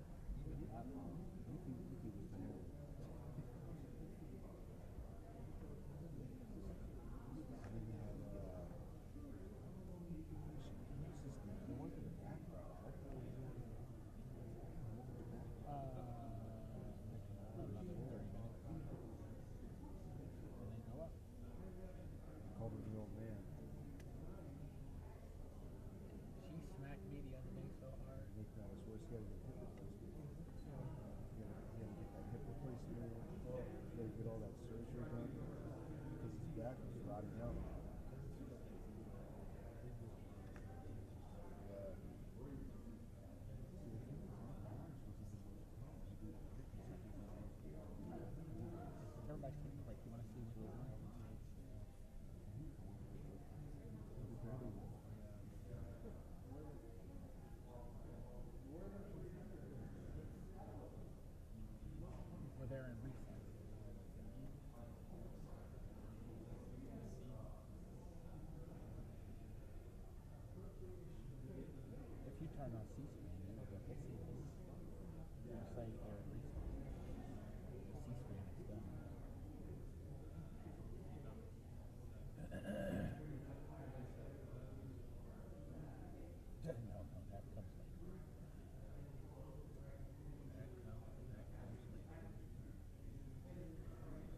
And then I got Congress at noon, so I'll do that. And then, yeah, I got it right here on to go.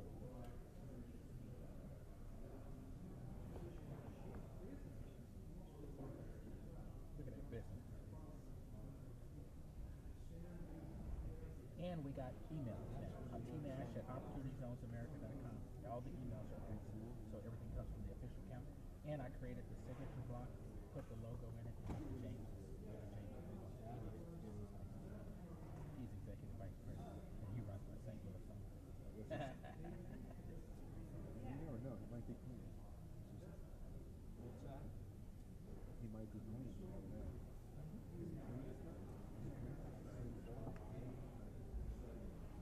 People say something like that, I doubt it.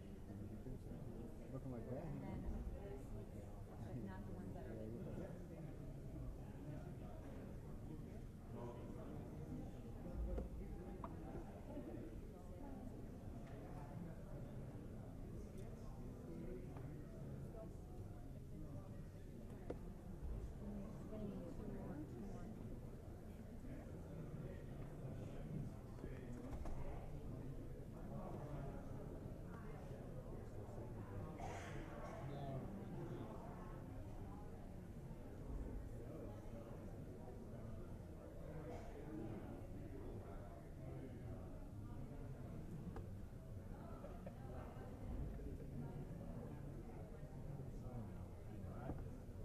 I do recognize you put forth effort. That's not on my notes.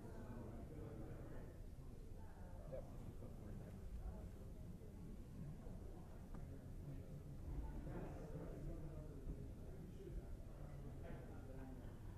No, I was going to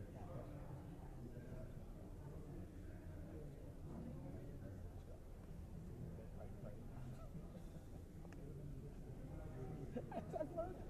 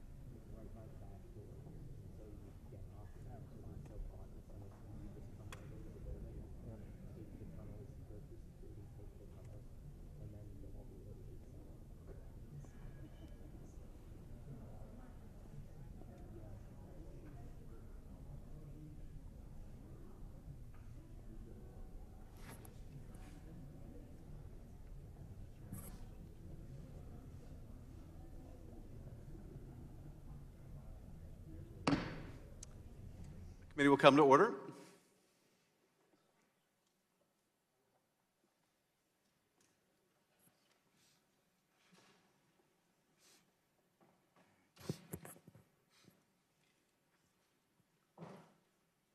Mr. Quigley, you are recognized. Thank you. To our panel, where do the Russians launder money and who are their dance partners? Sir, I'll take that question. The Russians launder money, short answer, all over, but certainly throughout Eastern and Western Europe, through major financial institutions and in major financial capitals, and potentially here in the United States as well. And to your knowledge, do we have any idea where here in the United States and who they might be working with? Obviously, we are aware of Deutsche Bank being fined money for laundering money. So not to my knowledge where specifically, but that gets to sort of the primary issue is that both in the United States and in Europe, as one of my co-witnesses has made clear, there are limits to how much information we can obtain regarding beneficial ownership information about the true identity of individuals behind companies, and that obscures both our ability within law enforcement and intelligence, but also private sector financial institutions' efforts and ability to really dig deep and figure out who these individuals behind these companies are and where they're located. So they're laundering to escape sanctions principally, and taxes, we assume? I think it's a whole range of financial crimes. To Mr. Hall's point from earlier, it's not just sanctions evasion. It's laundering for tax evasion. It's laundering for other types of illicit finance, for human trafficking, kind of across the board. Yes, sir. Just if I could add to that, Cyprus, of course, is one of the countries that Russia uses for money laundering. But the UK and the United States are probably close to the top of the list as well because of the things that my colleagues have talked about. I just wanted to underscore it. Anonymous companies, we allow that here, and that's a vehicle for laundering money. Purchase of property can be done without transparency. That's another way. And then because of client privilege relations, law firms are also one of the vehicles. So as a recommendation, I just want to underscore something Heather said earlier, actually Eric as well. Very concretely, if you want to fight what the oligarchs do abroad, more transparency is the right thing, is a very important part of that. The second thing I want to emphasize, however, is that not all of the money coming out of Russia is controlled by Putin. I think that's really important for people to understand. A lot of it is money that is afraid of Putin. They don't want their money to be stolen. They don't want their money to be confiscated by the Kremlin, and so they are also part of the group that are moving their money from Russia to places in the West.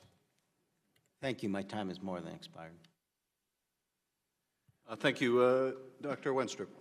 Thank you. Thank you very much. Thank you all for being here. One thing I do want to say from the outset is somebody who's in his first elected office, not my first term, but my first elected office. I'm a doctor, I'm a surgeon. It was not illegal for me to continue seeing patients and operating on them while I was a candidate. But things changed once I became a candidate and there were different rules. I became a member of Congress and there were different rules. Just want to say that for the record. And Ambassador McFaul, I appreciate you talking about the, I call it the instruments of Putinism, if you will. I think that it's what we do need to address. And I want to talk about that in a minute, but I also, we've had morality defined to us today. And frankly, I consider entrapment to be immoral, especially if it's being done by Russians. I think it's immoral for a campaign or a party to which many of our members here have donated to pay a British agent and Russians. Let me point that out. Russians were involved with the dossier to create an unverified, salacious document against the opposing candidate. Okay? Now, I doubt that Putin was unaware that Russians took part in that. That's well documented. But I'm surprised to see the legs that that took. Putin probably never imagined, or maybe he did, that the FBI, the DOJ, possibly the CIA, would focus on the American candidate and their campaign rather than the Russian involvement with this entire thing. To the point of surveillance of the campaign, running people into the campaign, and in my opinion, to try and entrap innocent people from that campaign. We even saw an attempted entrapment on the chairman by some comedians. But with all of this, I'm sure that Mr. Putin looks on with glee as we now have a nation so divided, polarized, as was said here today. It's beyond my belief. And they've gotten away with it. I said in this committee 2 years ago, as the fighting began, which was not there my first term on this committee, by the way, until Mr. Trump won. As the fighting began, I said the Russians are getting everything they want right now. And we have not had discussions of FISA abuses this term. We've not had discussions on the unmasking processes that take place, all of which have raised serious concerns about what is taking place here. We also haven't had discussions on Russian involvement with the dossier. And I don't know how we get back together as a nation and how we become unpolarized, if we will, if we don't address the truth and have true justice and America know what actually took place. So I'm disappointed, as you might imagine, to see all this focus and none on the Russians themselves as they were involved with that entire process from the beginning as having helped to write that dossier. And if Putin was for Trump, what has happened to the Russians that tried to take him down? You've been very eloquent about the power of this man. So I would like to hear anybody who would like to comment on the Russian involvement with this whole process from the beginning as being involved with the dossier.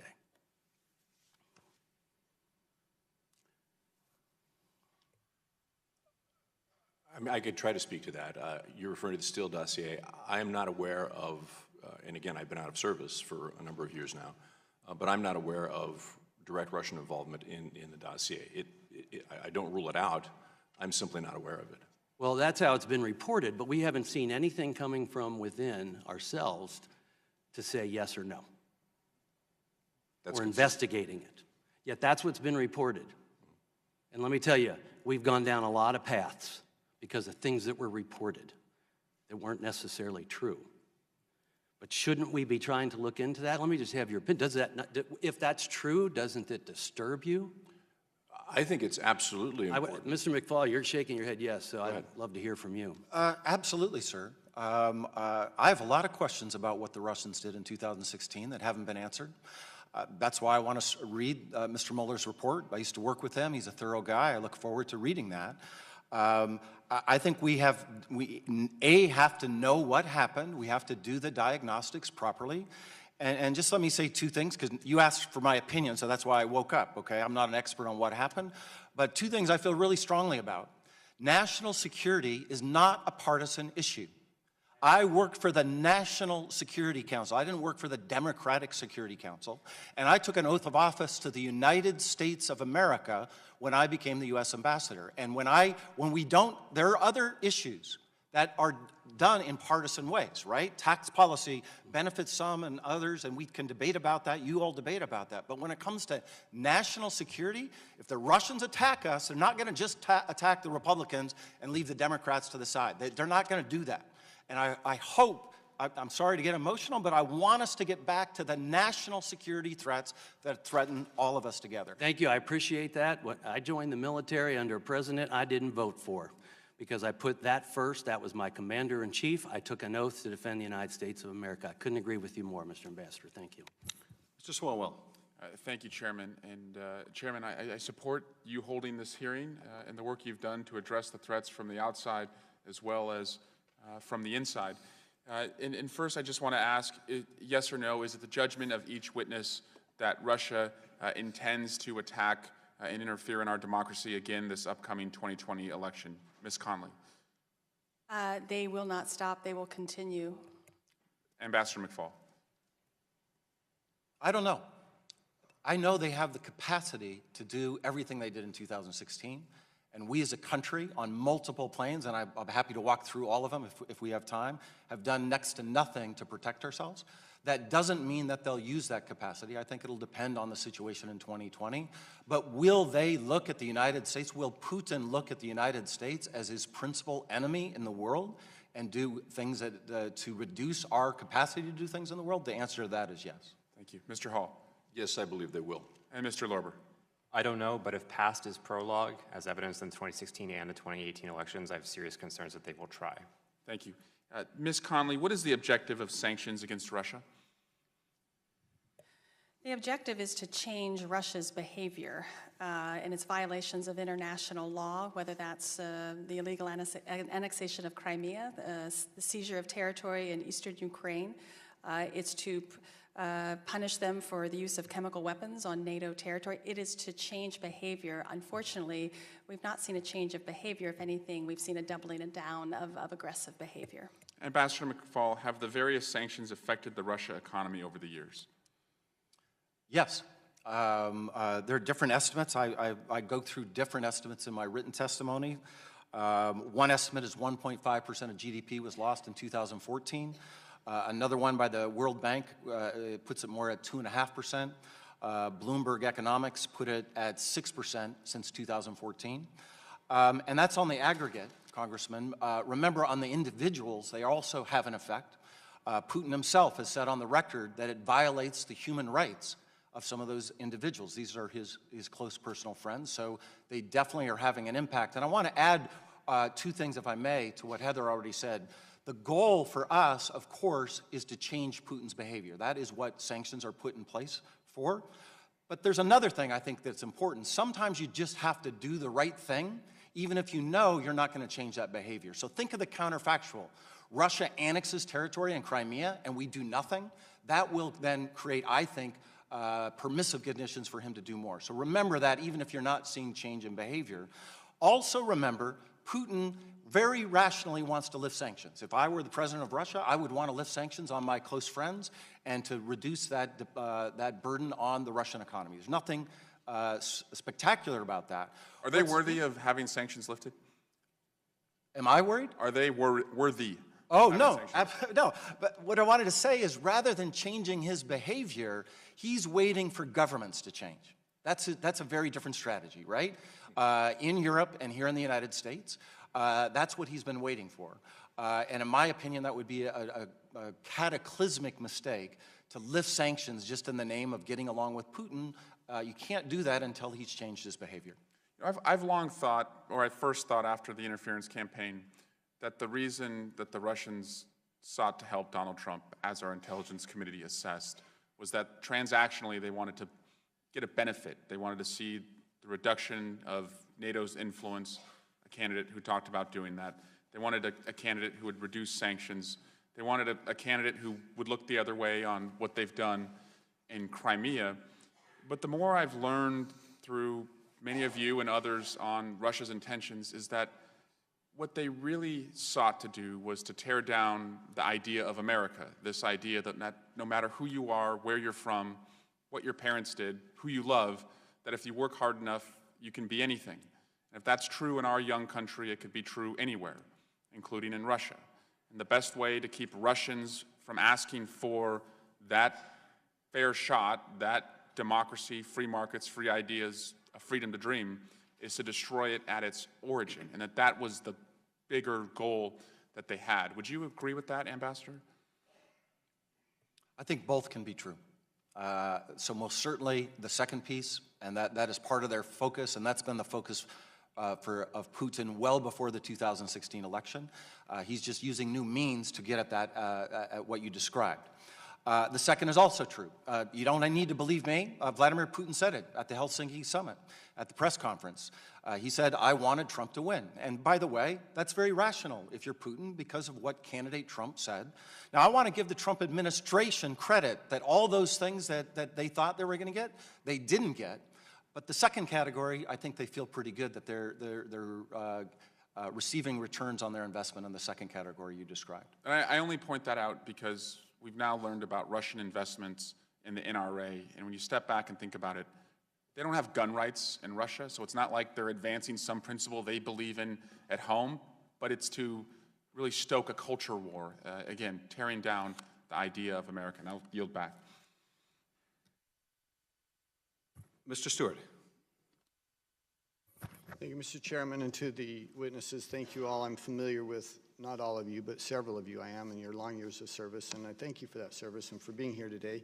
And I do have a list of questions for you, which I'll get to for a moment, in a moment. But before I do, I feel like I have to address at least briefly the elephant in the room, and to, as a kind of man-to-man, explain to our chairman why I signed this letter today. I consider myself a fairly soft-spoken person. I don't like conflict. I don't seek after conflict. But again, I think that this deserves an explanation, and that is that the chairman of the Select Intelligence Committee is not just another politician. It's not just someone who is a member of the resistance and may disagree with this president. This individual is in a position of great responsibility and special trust. And that trust can be destroyed if accusations are made without evidence. Last weekend, the Attorney General and Mr. Mueller released their report and a synopsis of those reports. And now, this is important to make, that some have said that he concluded there wasn't sufficient legal threshold was reached to prove conspiracy or collusion, but that's simply not true. He didn't say we saw evidence, but it wasn't sufficient to reach a legal threshold to prosecute. He said we saw no evidence of collusion. And he even added, despite multiple attempts by the Russians to make contact with the campaign, the House Intelligence Committee found this, the Senate Intelligence Committee has indicated they have found no evidence of collusion. Mr. Mueller found evidence, or no evidence of collusion. And yet, just a few days ago, Chairman, you said, undoubtedly there is collusion. And I think it's important to note that I would substitute collusion with treason. Because you're not accusing someone of getting a parking ticket or stealing a piece of bubblegum. You are accusing the president of treason, of working with a foreign government and not an ally, not an unknown government entity, a long-time known adversary. And you are saying he has committed high crimes. He is subverting our own lie. He is trying to steal an election. He is destroying the trust of the electoral process and break down faith in democracy. And I don't think you can make that accusation and at the same time say, but we're not going to call for his impeachment.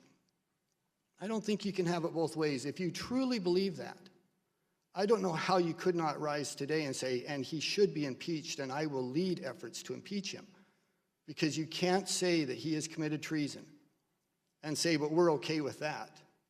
To use your phrase, Mr. Chairman, we're okay with that. We'll allow him to stay in office. It has to be one or the other. And that's why I signed this letter today. Now, to the witnesses, I'd like to ask you a series of questions, if I could, in the few minutes I have left, and just answer yes or no. I think they really are yes or no questions. Do you think that the president's efforts to pressure NATO to comply with their long-held commitments of spending 2% of their GDP on military and on readiness? I was a former Air Force pilot. I remember flying with NATO pilots, loved those guys. They wanted to be in the fight, but they didn't have the capabilities that we needed them to have because their politicians and policymakers had not committed to spending the money that they said they would.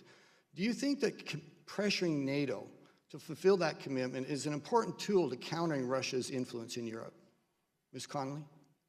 Congressman, pressing our European allies to spend more on defense has been the policy of the United States government for well over 40 decades, and we must continue it. But we cannot use this pressure to break the alliance. And what the president has done is used an important tool to get them to spend more and now created a real division in the alliance, and the fact that many of our allies are not entirely sure America is faithful in its credibility in that alliance. So the objective is right. The tactics, however, are defeating the I completely disagree with you. I don't think that it was the president's intention at all to weaken the alliance. We are simply asking them to do what they've committed to do. And they'll either do that or they won't. If they won't, then they're not a true member of the alliance. And I think that's a fair thing for him to do. Does anyone disagree that committing and pressuring NATO to increase their defense spending helps to counter Russian influence? None of you disagree with that, surely. Let me give another couple examples in a few seconds. Kinetic weapons to the Ukraine. The European Reassurance Initiative, something I think is incredibly important, pressuring our European allies not to rely on Russia for their energy needs. In fact, domestic energy policy that provides an increased world supply and drives down the price of global energy. I think every one of those are important policy decisions which helped to counter Russia's influence globally and in Europe. Do any of you disagree with that? Okay, thank you. And Can I address that? yes. I think Well, my time is up. It's up to the chairman if he'll allow, but Yes, you may respond. I think that everything that we've just talked about with regard to NATO and NATO members paying and so forth, interpreted in this room and in a Western context, is completely understandable, and as Heather indicated, has been policy. The Russians don't see it that way. Vladimir Putin sees that as a split. He sees that as weakening the NATO alliance and weakening our Western well, then he's simply mistaken. He can may be, interpret but that's however what he wants. he may be, he's but that's mistaken what if that's how ISSC he views it. believes. Yeah, thank you. Before I recognize Mr. Heck, I do want to comment on something you said, Mr. Stewart, because I think it fundamentally misconceives what the Mueller report is and indeed what the Barr summary is. The Barr summary, which is all we have right now, doesn't say they found no evidence of collusion. That's simply not true. And that is repeated over and over again, so people think that's true, but that's not what the Barr letter says. What the Barr letter says is that Mueller could not establish a criminal conspiracy. That's something you would have to establish beyond a reasonable doubt. It doesn't mean there's not evidence. There is. And that's the fundamental difference here. And as I've said, Mr. Stewart, time and time again, and you can look in the public record because I've said this as a mantra dozens of times over the last year, that I think that these interactions with the Russians that I enumerated earlier are evidence of corruption. They're evidence of collusion, rather. But that whether that amounts to proof beyond reasonable doubt of a crime, the crime of conspiracy, I've always said is a different question that Bob Mueller would have to decide. And he's decided that question. And I respect it. And I said that I would respect his judgment. But that's what I've said. And I think that the letter fundamentally misconceives that. Mr. Heck. Well, would the chairman allow me to respond? Yes. And I'll do so just quickly. We're going to have to agree to disagree on the verbiage. And I think you're making a distinction without a difference in the sense that you have never, and to my knowledge, added that caveat. You have said, I see evidence of collusion. You didn't add that would reach a legal threshold. And we can find evidence of all sorts of things, but if it doesn't reach a legal threshold, then it's meaningless. And again, Mr. Chairman, we could have this conversation, but we'll agree to disagree, and I'll concede my time. Thank you. Mr. Chairman, may I just briefly be recognized for a procedural point? May I Mr. Swalwell. Thank you, Mr. Chairman. May I enter into the record a PolitiFact finding from PolitiFact that you indeed did every time that you brought up the question of collusion, characterize it as a difference between a proof beyond a reasonable doubt finding by a prosecutor, but that there was evidence, and that's a March 25, 2019 PolitiFact story, What Democrats Said About Trump, Collusion Before Mueller Report. I'd like to enter that into the record. And for clarification, would you share part of what it says? Mr. Chairman, point of order, are we introducing PolitiFact information into this testimony hearing? Yes, Mr. Crawford, I am. Without objection. I object to that. Mr. Swalwell, you may be recognized. Thank you. The article says Republicans have been having a field day rubbing the Democrats' noses in the outcome of Special Counsel Mueller's report. As the summary from the Attorney General William Barr quoted Mueller's report, the investigation did not establish that members of the Trump campaign conspired or coordinated with the Russian government in its election interference activities. It goes on to characterize your statements, Mr. Chairman. It says, as the top Democrat and current chair of HPSCI, Adam Schiff has been a point man for the Democrats throughout the investigation. And it quotes you as saying a number of times, including about a year after January 10, 2018, you said, there's clear evidence of the issue of collusion. But whether it amounts to conspiracy beyond a reasonable doubt, I think we will still have to wait for Bob Mueller's work. Schiff tweeted similar comments after Barr's letter was released March 24. Schiff wrote, Mueller did not find sufficient evidence to establish conspiracy, notwithstanding Russian offers to help the Trump campaign, their acceptance, and a litany of concealed interactions with Russia. I trust Mueller's prosecutorial judgment, but the country must see the evidence. Thank you, Mr. Swalwell. I've just mentioned you could find literally dozens of times where I made the same observations over the last year and a half. Mr. Heck, you're recognized. And I'd ask to put that into the record. It will be made a part of the record. Mr. Heck. Thank you, Mr. Chairman. I'd like to be added to the list of those who also want to actually see Director Mueller's work product. I've, consistent with what the chair has asserted over the last year and a half, placed a great deal of confidence in him, and there's nothing about that confidence that's been changed or amended in any way by the developments of the last week. I'm more than bothered by the fact that there seems to be a subtle but nonetheless real campaign to foot drag on the release of this material. My mother always taught me consider the source, and so when it does come to the 4-page letter from the appointed Attorney General, who last summer submitted a 19-page single-space unsolicited argument that there was no basis for proceeding with obstruction of justice angle, for example, I do want to read the Mueller report.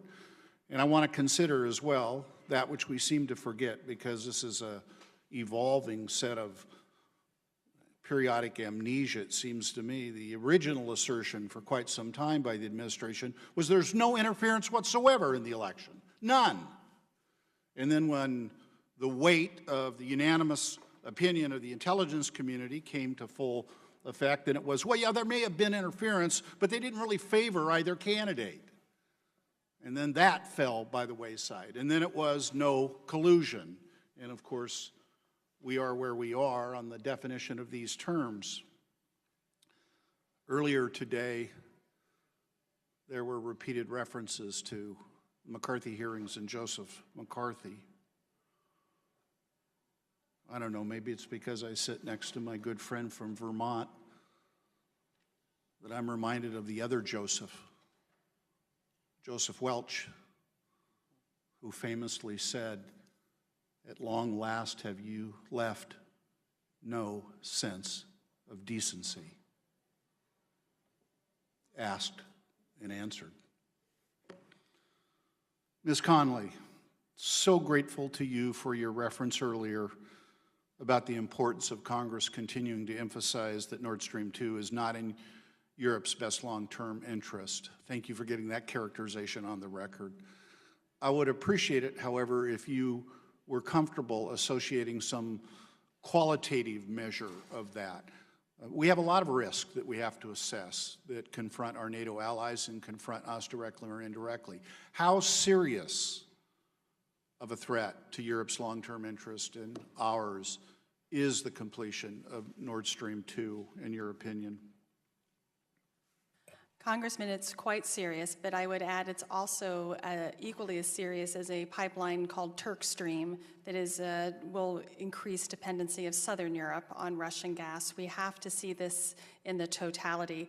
I believe we should do everything in our power to convince our European partners that this is not in their interest. We are in a very fragile moment with our alliances. Alliances are America's greatest strength. And our adversaries know that, and that's why, in fact, Vladimir Putin's trying to break those alliances, because that is our strength. We have to work this very difficult issue, but maintain alliance unity. And that's been very difficult to do for previous administrations as well as for this administration. But it's very important that Europe breaks the dependency on Russian energy. There's EU law that provides for that, but they have to follow that law. We have to keep working very hard to prevent this from happening. Do the Russians financially incentivize the Germans to play along? You or Ambassador? Well, I would just say what we're seeing again across Europe are deep, deep economic relationships that have been there for decades. These are difficult relationships to break. These economic relationships have great political support and patronage across the political spectrum in these countries. It is very difficult to do. Do the Russians financially incentivize the Germans? Well, of course they do. This is and part individuals? Well, banks, and there are very notable individuals like former German Chancellor Gerhard Schröder that is a part of this, and we see this repeating itself in other countries as well. Have the sanctions on Gazprom had any effect in this regard? In terms of causing specific transactional pain to Gazprom, the answer is likely yes. I don't have the figures directly in front of me. Sufficient to deter the completion of Nord Stream 2? At the current time, I don't think so, no. I see I'm out of time. Thank you, Mr. Chairman. I yield back. Thank you, Mr. Heck. Mr. Crawford. Mr. Chairman, before I'm recognized, I have a parliamentary inquiry. I believe a gentleman from California asked unanimous consent to enter that into the record, and by definition, that would require unanimity. I objected, and yet you ignored that objection. Mr. Crawford, would you like to take a vote on entering a PolitiFact record into the record? We made an objection to the partisan letter from you and your colleagues entering into the record. All right, okay, well, that's fine. I have a list of quotes here I would like to submit for the record. I can read them all, or I can just submit it for the record if you'd like. You're more than welcome to submit them for the record. I'll submit those for the record, and now I'll claim my time. Thank you, Mr. Chairman. Mr. Ambassador, 1990 was the first McDonald's franchise was opened in Moscow, and you spent a lot of time there in Moscow as an ambassador. I ate at that McDonald's in 1990 many times. And there have been, I'm sure, several opened since then in that area. In 2007, Starbucks opened their first store. But Starbucks is not a franchise, it's company-owned. So I raise that point to just illustrate the difference between franchise and a company-owned store. So certainly there's some different considerations there, wouldn't you agree?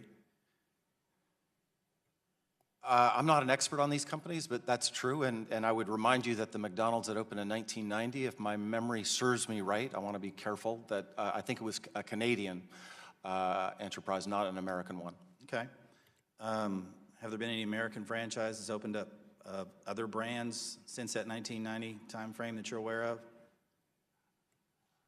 Sir, because Congressman Nunes reminded me, I'm on the record, I want to be careful. I do not know. I did not do that research before coming here. My guess would be absolutely yes. There's several hundred of them. You know, the world's just gotten so much smaller, and there's business, American-owned businesses all over the globe, and whether they're franchised, whether they're company-owned.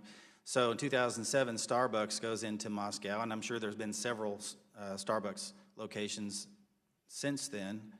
And now we have a presidential candidate, Howard Schultz. Do you think he should come under the same scrutiny? Do you think there's any potential collusion there? Do you think he might be compromised because he's done business there and opening up Starbucks stores in Russia? Sir, I don't know the answer to that question. I think it's a great question. What I would say is, because I don't know what the business transactions were to open those Starbucks. I want to be clear about that. Well, a little bit ago, I know generally that it is difficult. I know generally that there's sometimes compromising things that have to happen, but I don't know that with the specific case of Starbucks. The second thing I would say is we should just call for transparency about that. And so you actually know that those Starbucks are there.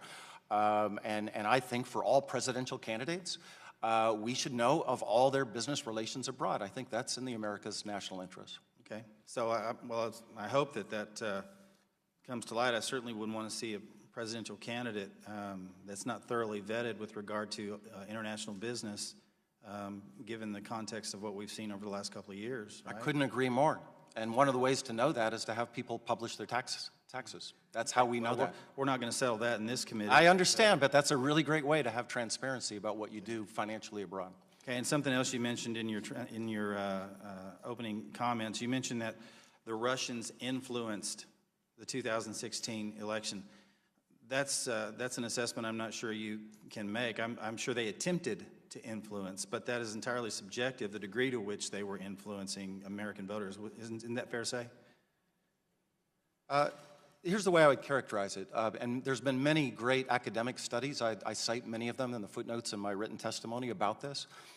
Here's my personal assessment of that academic research, okay? Number one, just to remind everybody, there was a multi-pronged effort by the Kremlin to influence the outcome of our 2016 presidential election. Not just one thing, but many, many things that happened. Number two, they had clear preferences in that race. When Sputnik International tweets hashtag Crooked Hillary, it's pretty, you don't need a PhD in Russian studies to figure out what they're trying to do there. And number three, now I want to put my political science hat on, which I've spent most of my life as a political scientist and not as a government official. I don't think one can isolate the independent causal influence of the Russian factor set against all the other factors that influence votes in the 2016 presidential election. So I'm not prepared to say that, unlike other people who have said that. Let me pause just in the brief time I have left. It's been probably less than 2 years ago, former CIA Director Brennan said before this committee that the Russians had been engaged in active measures to seek to influence elections in the United States for decades. Do you agree with that? Yes and no. I think what happened in 2016 was qualitatively different than any action of influence that But the is that Soviets attributable to the media they have available, or is it attributable to something else? Because Multiple- we didn't have Twitter and Facebook back in the 1990s. That's right. So that's different. We did have it in 2012. They didn't use it then. But without question, for me and my assessment, and this is my assessment, I want to emphasize, the most important thing they did was not that. It was the doxing. It was the stealing of American property from individuals and then publishing that. That's something that they had capabilities to do before and chose not to do it. So I think it is true this has always been their way. And by the way, I want to emphasize, it's not just the United States of America that is a target of these operations. It's all in other places. Watch what happens in Ukraine shortly. But I think 2016 was a qualitatively different operation than previous elections. Thank you. My time's expired. I appreciate the amplification on the fact that they've been involved in other countries besides the United States. Thank you. Mr. Welch. Thank you very much. This is a really extraordinary panel, and I'm struck with the clarity and the consensus among the four of you about the threat that Russia poses. Mr. McCall, or Ambassador McCall, your opening statement was chilling in a way. The contest is now between, as you quote you, autocracy, corruption, state domination of the economy, and indifference to international norms versus democracy, rule of law, free markets, and respect for international law. And I take it there's a consensus among you about that characterization. And Professor Connolly, what you also said, I thought was very, very powerful about this is about a strategy of influence, not force, and it exploits any societal weaknesses in divisions that we have, and they can get in your head. And Ambassador, what you were just describing, which is qualitatively different, is what is chilling to me. And I'll say this, as a member of Congress, until I was on and watched this, I was not as aware of the depth and aggression that has been behind this until I am now becoming a student of it. And I say that because I think that suggests that everyday citizens who are trying to figure out how to get through their day, get their kids to daycare, this is not forefront on their mind. So aside from this question that is the political debate that we're having, is it essential for our security that we have a consensus in the American body politic about what a dangerous adversary and determined adversary Russia is to our democratic values? I'll start with you, Ambassador. The answer to that is yes. And let me say a couple of things, if I may. Number one, it was raised earlier, I think somebody was quoting Mike Morrell, that this was the political equivalent of September 11th. I believe that's the right way to frame it. It was a violation of our sovereignty in 2016. But unlike 9/11, we didn't have a bipartisan commission that investigated what happened. By the way, investigated what the Bush administration did. I'm a former member of the Obama administration. I think that should have been interrogated too. We didn't do that, and we haven't even got to the prescriptive part. So I would just, one, associate with that. I think that's the right frame. Number two, Putin's a person I have known. I met him first in 1991. I've written about him a lot. We're not exactly Facebook friends. He doesn't like me. I don't like him. But what I would note, as somebody who has watched his career, maybe not quite as long as Steve, but probably close, a couple of things. One, he's aggrieved. He thinks that we have ruined his country. But two, with time, he's gotten way more aggressive. He's taking bigger risks. So annexation, 2014. Intervening in Syria, 2015. Intervening in our elections in 2016, trying to kill Skripal in 2018, and trying to arrest Americans. Remember, that's what happened in Helsinki. Those are riskier actions, and I just want to make sure we understand the nature of this threat. It's growing, and it's right, and become more that would belligerent. suggest that there has to be, whatever our divisions are in our debates here, there has to be some unity coming from our State Department, from our executive branch, from our Congress, that whatever our divisions are, this is a threat to all of us. Would you speak to that? Yes, and you talked about corruption and how that undercuts democracy. Please Well, elaborate. and thank you for your question. I do a lot of speaking to groups across the country, world affairs, councils, and things like that. The American people do not understand the totality of the challenge and that it is a strategy that is working inside of us. It is a fight for the integrity of the American mind. I'll give you an example. After the Skripal poisoning, where a chemical agent was used on NATO territory, Russian disinformation provided over 46 different explanations of what that could possibly be. If you're an average citizen trying to figure out who, what, where, how, nothing is true, and then everything becomes possible. That was followed up by the Russian hacking of the Organization for the Prohibition of Chemical Weapons to try to alter the results of that. This is what is at stake. During the active measures period in the Cold War, the American people knew who the enemy was. There was training and understanding of this. There is none of that, and political polarization I've only got a makes it couple of worse. minutes left, but you know, there's arms control treaties in our Defense Department, but what I'm hearing that you're saying is that we, number one, have to build our alliances, and number two, we have to express great clarity about what the threat is. Would you agree with that?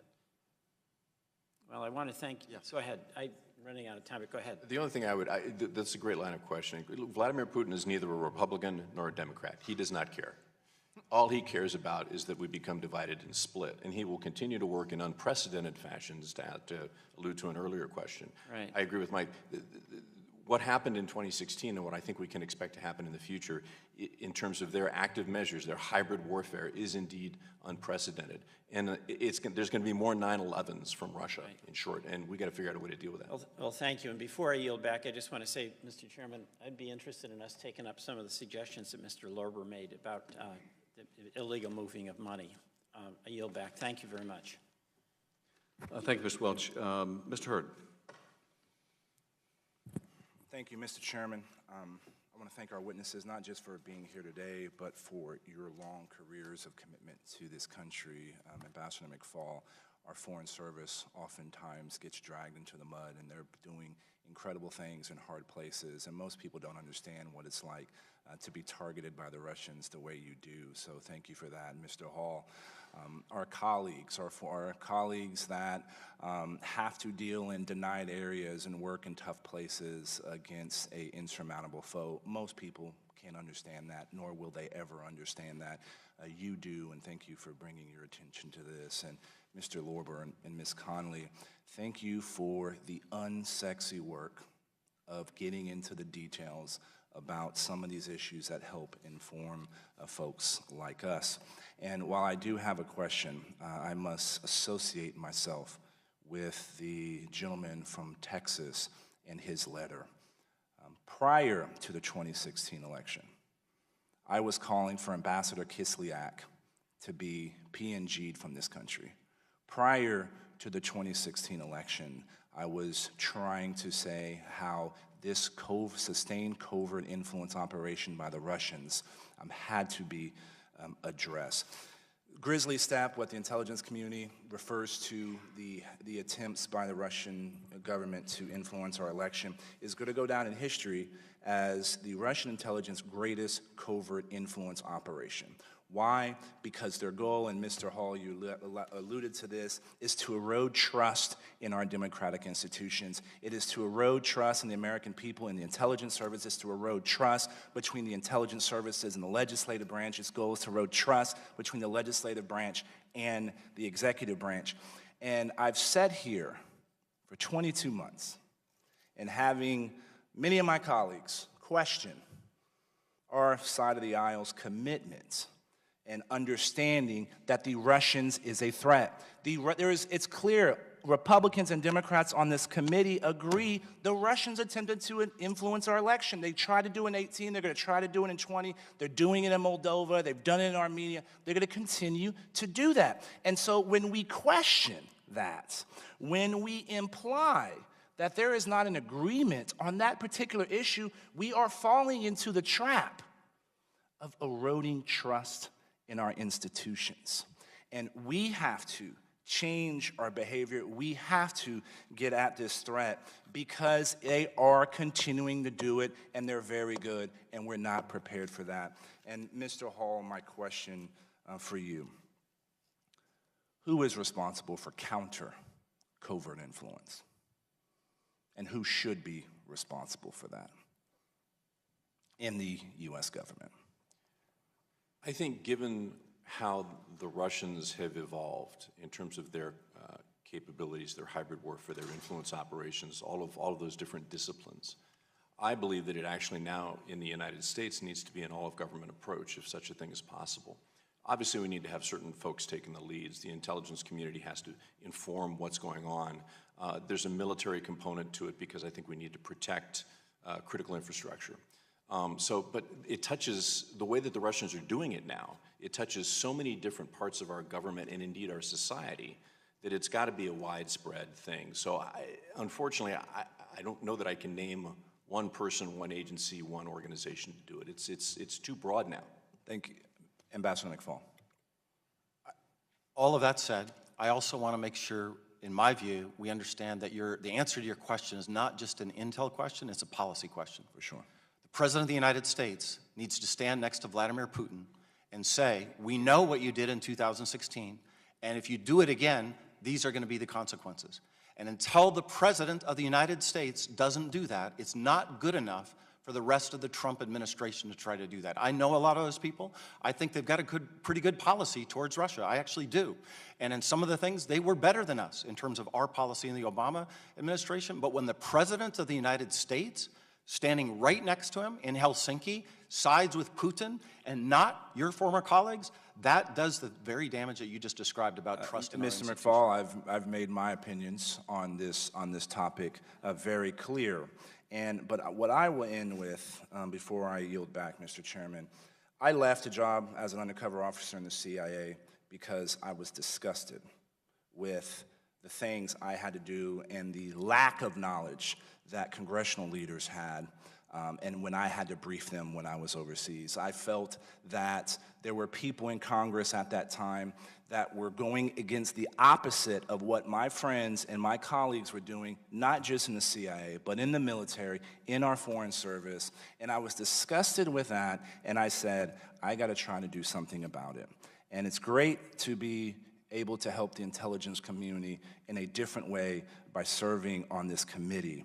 But what we need to do is stop with the innuendo, stop with abusing our position and implying we have access to something that we do not have access. And Mr. Chairman, I yield back. I think the gentleman, I would only mention that to my colleague, that in the last session, the majority produced a report that suggested to the American people that the intelligence community's conclusion that Russia had intervened, and in fact intervened to help one candidate and hurt the other, should be subject to doubt. That the intelligence community didn't use the proper tradecraft, that conclusion should be called into question. I don't think that that was in the service of the country. I don't think that's reflected in any of the intelligence. I don't think that's going to be reflected in Bob Mueller's report. And that was the unanimous opinion of the then majority. Every member of this panel who was a part of that signed that report. And I fully concur, Mr. Hurd, that we need to be very clear about Russian intervention. We need to all condemn it on a bipartisan basis. We should show no daylight in that. We'll never know whether that intervention was decisive in the election. I've never suggested it was. We don't know, and our intelligence community, though the president has represented that that's what they concluded, that's not their job, and of course that wasn't their conclusion. It's beyond their role and their capability to predict election outcomes. Ambassador McFaul? Would the gentleman yield to Yes. Is it normal within the Directorate of Intelligence, or I guess it's now the Directorate of Analysis, for a senior analyst involved in a subject matter to be excluded from the review of all source intelligence on that subject? Mr. Hurd, you and I can carry on this conversation, or we can ask the experts whether they have any reason to question the intelligence community's assessment that the Russians intervened on one side and not the other. Shall we put it to the witnesses? I doubt they will have the opportunity to speak on classified materials, but I would love to talk about the process on how intelligence has been developed and how all source intelligence should be developed. And again, there is no question about the ICA assessment about the Russians' attempt to influence our elections. But tradecraft, standards of tradecraft are standards of tradecraft. And when there is a deviation from that standard of tradecraft, we should understand why. Well, Mr. Castro, you are up next, if you'll indulge me. Let me ask the witnesses, does anyone on this panel question the intelligence community's finding that the Russians intervened in our election and did so for the purpose of helping one candidate and hurting the other? Would the gentleman yield to add an additional question? I'd like to allow the witnesses to answer. Does anyone question that? Ms. Conley? No, I do not question it. Ambassador? No Mr. question. Hall? Mr. Lorber? Mr. Castro, you're recognized. Mr. Castro, would the gentleman yield for 20 seconds, please, sir? Sure. I would welcome the gentleman asking the question if any of the panelists knew how the ICA was developed and whether their understanding of the process on which it was vetted through the intelligence agency. I yield back. I can give an answer there. I'll let him answer your question, Will. I have no knowledge of the process. Neither do I. I have no direct knowledge, but it would be difficult for me to imagine that the heads of the intelligence organizations would stand up and vouch for it if there were not some integrity to it, but that's speculation on my part. Likewise, I have no knowledge of the process. All right. Thank you for y'all's testimony today. I wanted to ask you about sanctions and their effectiveness and whether sanctions in the long term will have an effect on Vladimir Putin's grip on power in Russia and how they're affecting his hold on power in Russia. Congressman, I'm probably on the pessimistic side of our sanctions regime, as important it is to continue to place those sanctions. I think in many ways, President Putin has used these sanctions as a method of weeding out those that are not loyal to him and more loyal to their bank accounts in the West. He has renationalized important parts of his economy. What he recently announced, and which was met with some fairly significant protests in Russia, he's unplugging from the international system because he understands it's the vulnerability. So the online Iron Curtain, he's removing himself from the online because he knows we have a cyber offensive capability that during the midterm elections we shut down the Internet Research Agency and other things.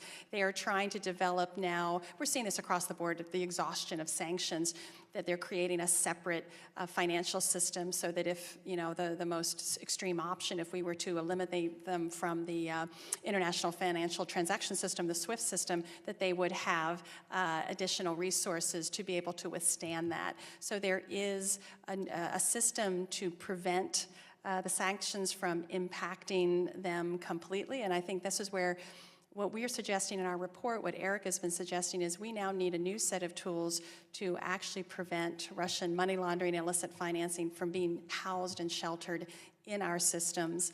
And that could be a very robust way of responding to Russian aggression in its many forms. Can I? Sure, Ambassador. Do you mind if I build on Heather's comments? Because I think there is a risk of what I term sanctions atrophy in two ways. One, to Heather's point about evasion techniques, the Russians are very good about using front and shell companies, and they're only getting better. So as she said, that in the last 2 years, you've seen significant innovation. The other issue which I think is important to flag in terms of the long-term consequences and long-term impact of these tools, in Russia in particular, is that the longer that the European Union maintains its sanctions program, the less likely that over time they are going to renew. The way the EU sanctions work is that there is a 6-month period, and at the end of that 6 months, they have to renew these sanctions, the sectoral sanctions they have in place.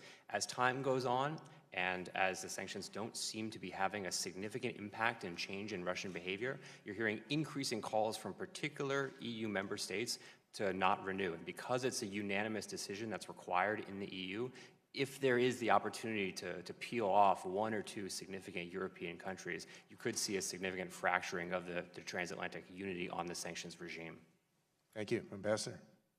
Just a couple of comments. I think it's wrong to assume because Putin hasn't changed his behavior that Russians support the sanctions and support Putin. Individuals, I know many of the people many of the people on the sanctions list. I have to see them in third countries now, as I already talked about, because I'm on the sanctions list. But I think it's important to understand that there's a real division among them about the wisdom of the belligerent behavior that Putin did and that they're suffering for it. They'll tell you that privately, but for all the reasons we've been discussing for the last couple hours, they would never do that publicly. But remember, that sentiment is there among the elites. Number 2, polling data in Russia is flawed. Most of the polling companies are controlled by the government, and remember, it's a heavily surveilled country. So when you're sitting out in Novosibirsk and Ivan Ivanovich calls you from Moscow and he says, hey, what do you think of Putin? There's only one rational answer to that, right? You support him. That said, even with that flawed data, his numbers are going down. The rallying around the flag effect of the war in Ukraine and calling us the enemy because of sanctions, that is dissipating. And in Russia, they talk about it, the divide between, the fight between the television, which is the propaganda, and the refrigerator. And I would never be so unwise as to try to predict when that moves in a way that changes his behavior, but the numbers are moving in this way, and there's a real despondency, both among elites and growing in society, about this period of stagnation that Russia is in. Thanks. Are you back? Mr. Maloney.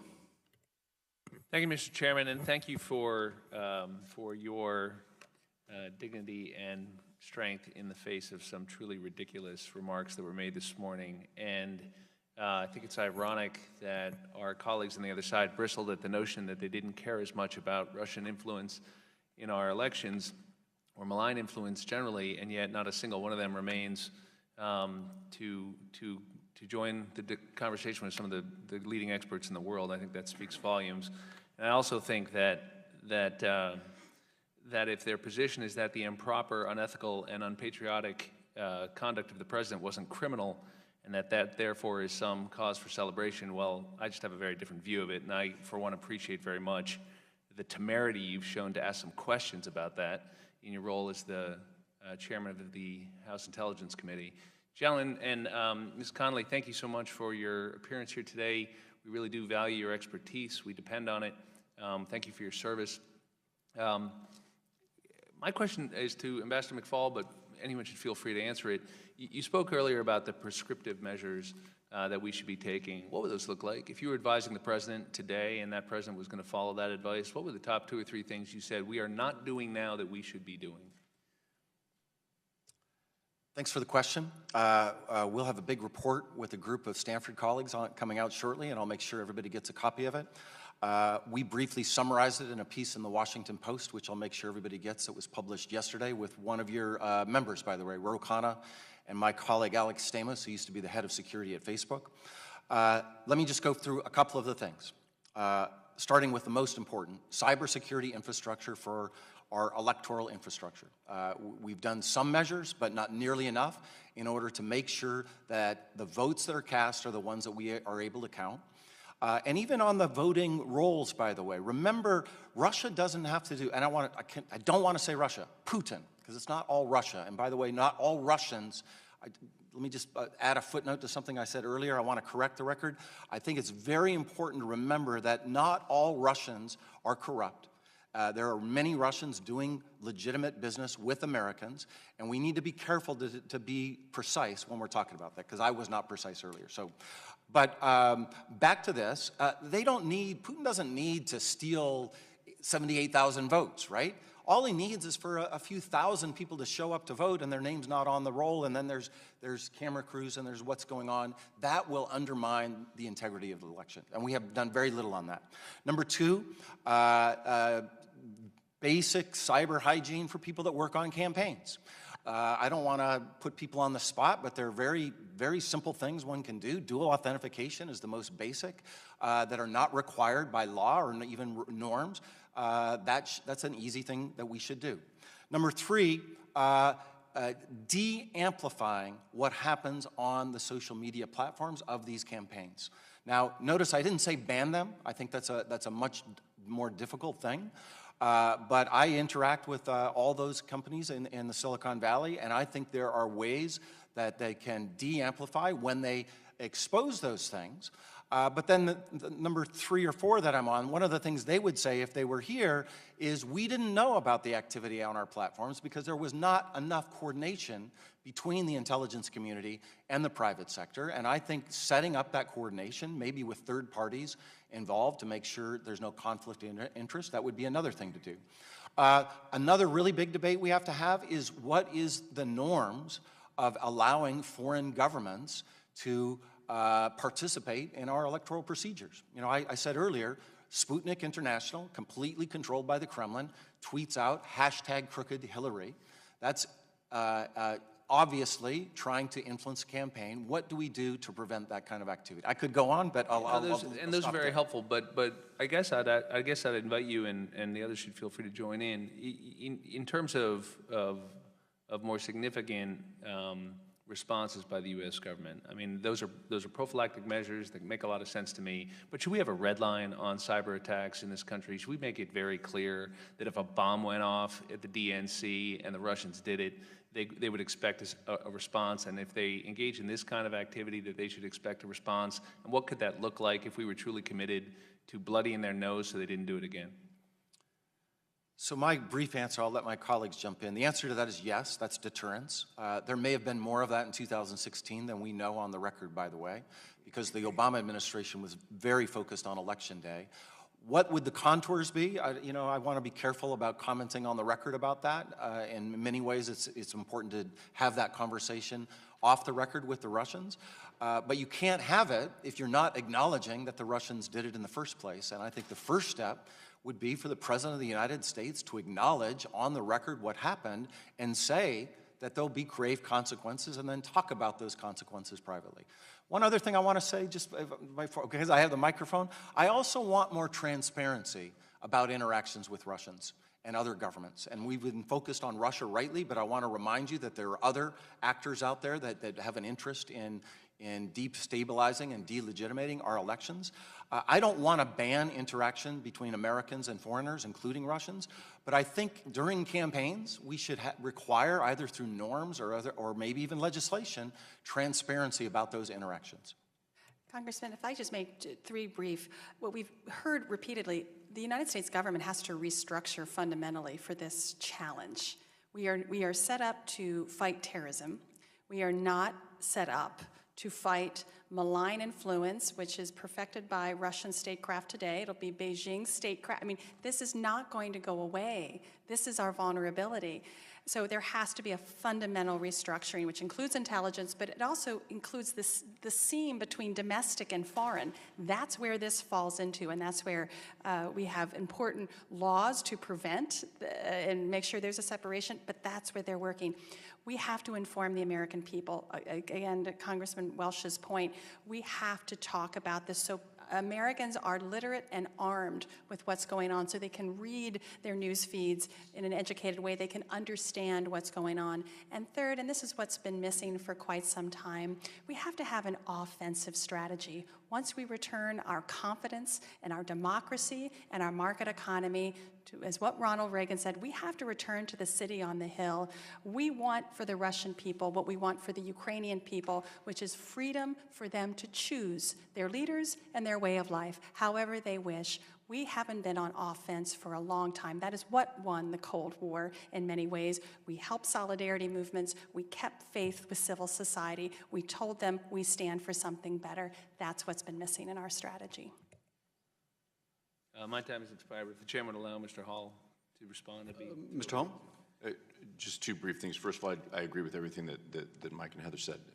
We have to make the Russians and specifically Vladimir Putin understand that the price that he would pay, that Russia would pay, would be exceedingly high if they attempt something like that again. The details as to how that happens hopefully is already underway in our government, but that's one thing. And the second thing is we've got to do it in coordination with our allies.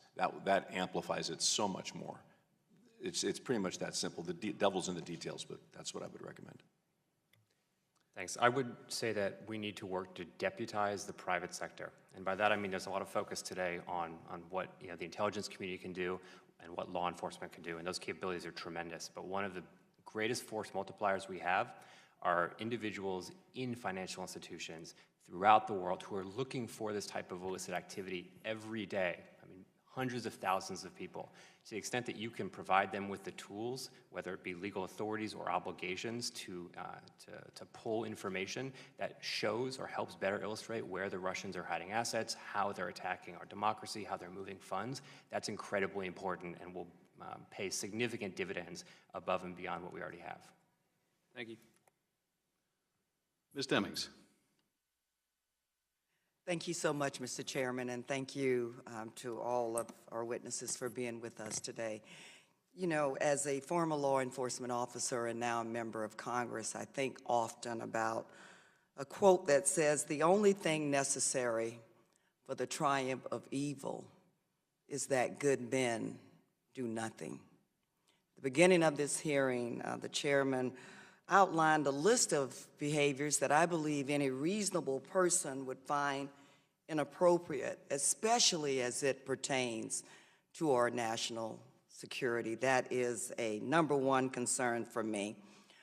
However, my colleagues on the other side of the aisle have lamented over the suggestion that they don't care about those behaviors. Well, as a former police chief, when inappropriate, criminal, unethical behavior was brought to my attention, I did something about it. You don't sit silent and do nothing and work hard to either find a technicality to discredit the witnesses or remind a former ambassador to the United States of America that he's under oath. You don't do that. You work diligently in the pursuit of justice and protecting this country. You hold people accountable who engage in wrongdoing regardless of who they are. And so I'm delighted to be a member of Congress, but disappointed at the direction that my colleagues on the other side of the aisle, we've got to do this together, chose to take this morning. There is one team for this committee especially, and that's to protect the American team. With that, thank you for allowing me to get that out. It's been painful. Ms. Conley and Mr. Hall, are there any notable instances of the Kremlin using malign financial influence abroad that have not been discussed yet, that we haven't had the time to discuss? that you would like to? Well, the report that we've passed out to you, it really dives into at least the use and focusing on concentrated sectors of energy, finance, real estate, how it works, how it metastasizes. This is a shared problem. We focus on Europe, but this is a transatlantic challenge. So I welcome you to read that, and if there's any questions that we can follow up and provide those that have been on the front lines, which are many of our European colleagues that have watched this type of malign influence work within their countries for quite some time. So I'm happy to follow up with you and give you those specific details. Thank you, Mr. Hall. Any in particular? I have less specifics than I do just in terms of modus operandi. I mean, the Russians do not hesitate, would never hesitate, to use any of their intelligence services to identify individuals and organizations where they see an opportunity to carry out that type of malign activity. It's, again, a different system than we have here. Our intelligence agencies here, for the most part, collect information for policymakers. In Russia, they collect it to do precisely that type of malign activity. Thank you. Again, Ms. Conley, is there anything in our financial, legal, or regulatory system that makes the United States particularly vulnerable to tactics used by the Kremlin? So the one we certainly highlight is the incorporation. We highlight the Netherlands, which is a vast tax incorporation. We could see similarities in the state of Delaware, to be perfectly honest with you. So this is where I said it's not a pointing of fingers, it's a shared issue that we have to greatly heighten transparency on beneficial ownership. I think this is legislation that has been around for quite some time. I hope we give you all the national security imperative to highlight the transparency of beneficial ownership. We also argue in our report that what we need is basically a financial intelligence surveillance and reconnaissance system. And I'm using, technically the terms of warfare. That's how we allow our military to have a common operating picture where they can see the different aspects of it. We need that financially so we can see where the red light is blipping in the Estonian branch and Danske Bank, which is money laundering, which is being, buying real estate, using its malign influence to help fund political parties and other activities to help harm the nation. So we have to create a better common operating picture. This gets back to my concern about we are not structured to do this. Exactly to Eric's point, this has to be a shared public-private partnership. I think the banks and others want help in doing this because the problem is so massive they can't meet that challenge. I think on cyber, the same thing. The technology companies want help, want a partnership to try to combat this malign influence. It's very evasive, and it's going to be very difficult to root out. Thank you. Mr. Chairman, may the ambassador. Yes, of course. Thank you. Just one quick point to underscore something Steve said a couple hours ago that I think is very important analytically, is don't put the Western lens on how Russia works the way that we think about it. So we have some lines of authority and lines of jurisdiction between what Steve used to do and what I used to do, right? Russia doesn't have that. It's all blurred, and there's varying degrees. By the way, the president of Russia is also a former KGB officer, and everything therefore is blurred. And just always constantly remind yourself when you're looking to understand what's happening here, it's a very different system, completely dominated these days by the Russian intelligence services. Thank you so much, Mr. Chairman. I yield back. Thank you. Mr. Himes.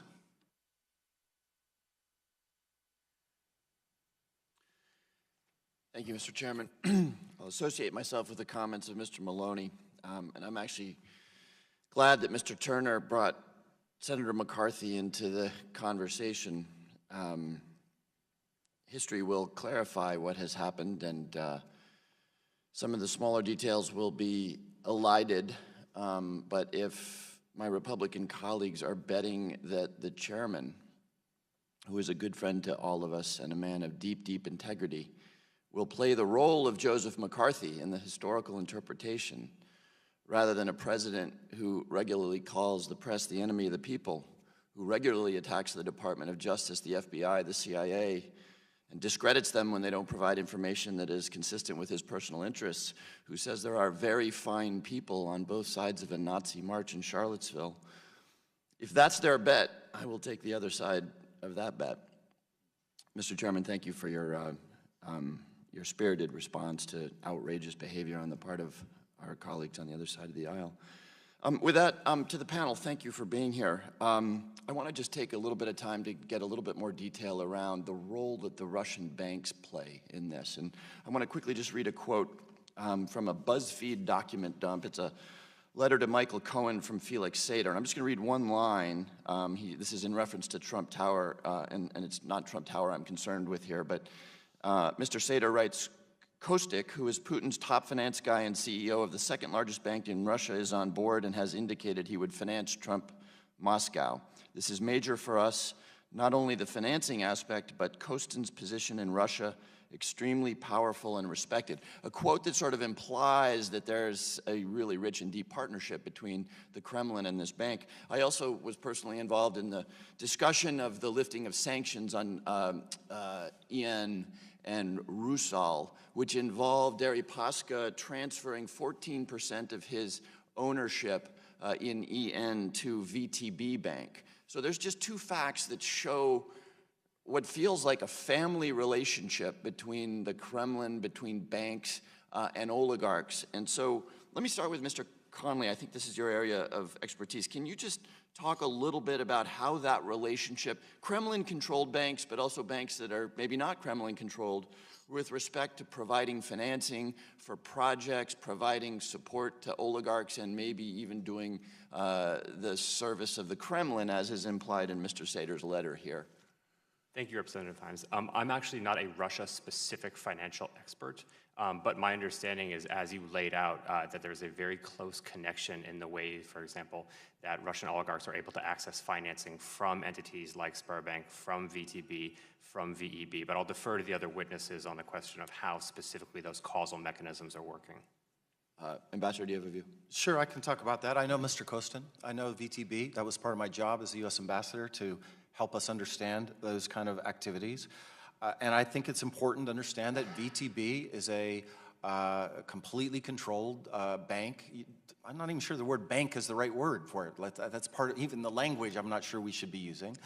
But we'd do whatever President Putin called them to do. Now, they had other aspirations long ago at VTB. And VTB Capital to expand in these other directions. They had other aspirations to privatize. I know that that was a plan that they had years ago.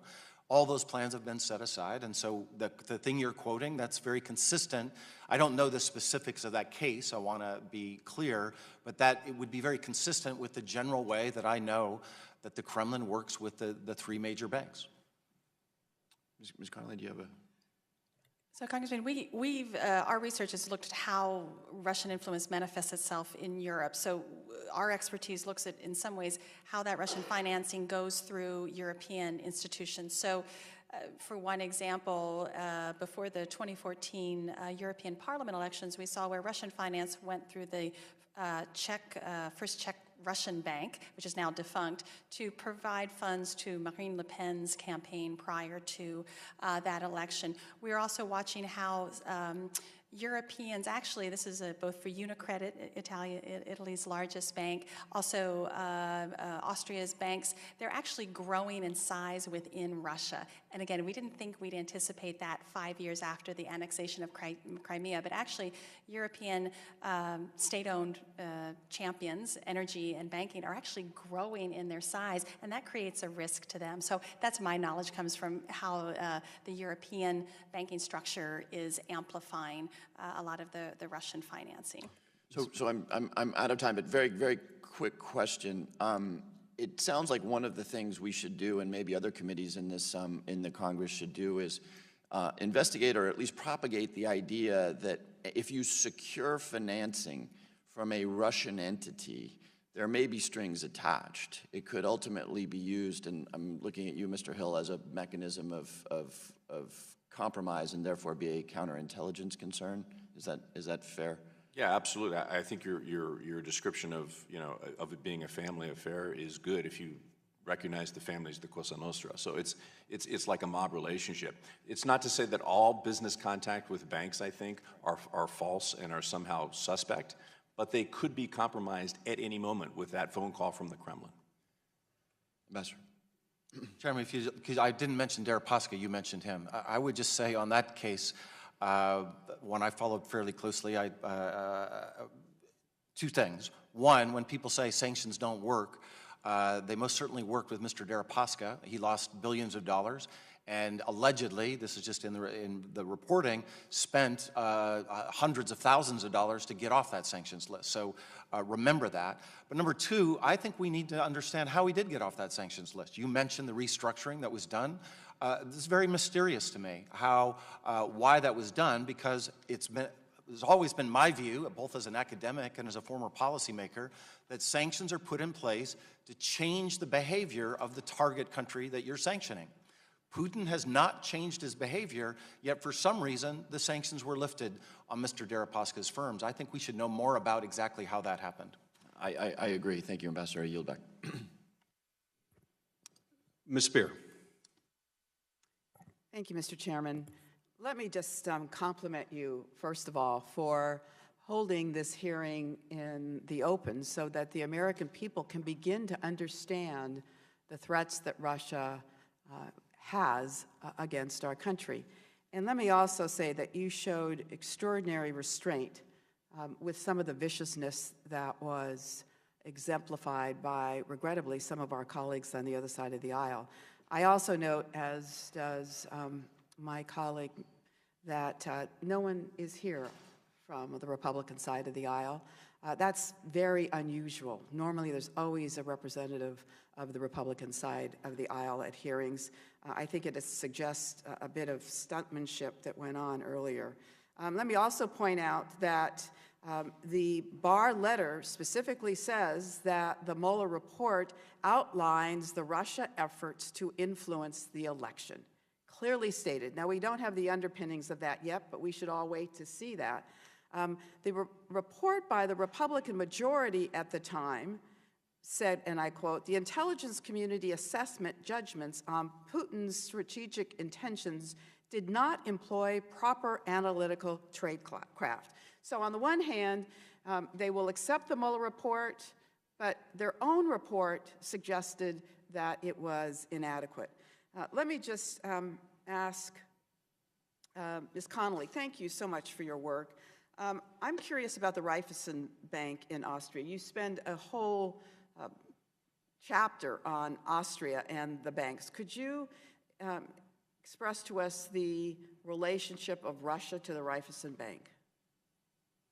So again, it's a general pattern that we see a close relationship that has been in the makings for decades. And this was in some ways Austria's very unique role in being, as they say, neither east nor west, neutral. And they were able to do quite a bit of trade. What we're seeing in the banking structures is really Austria's ability to amplify that Russian funding and take it elsewhere within Europe. So Austria is very powerfully placed, their banking system, across Central Europe, in the Western Balkans. And this is, to be honest with you, why we did the second research book, the Kremlin Playbook 2, is that we kept seeing Austrian firms, their banks and their energy firms repeatedly appearing throughout our first research. So we wanted to take a deeper dive in two types of banks. Raiffeisen Bank, because of its size and its great importance to the region, amplifies non-transparency,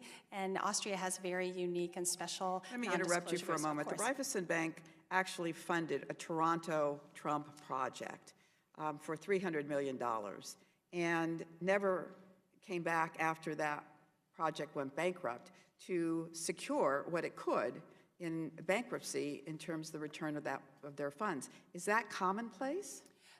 So, Congresswoman, we've studied how it works within Europe. We did not identify any specific structural arrangement outside of Europe. Thank you.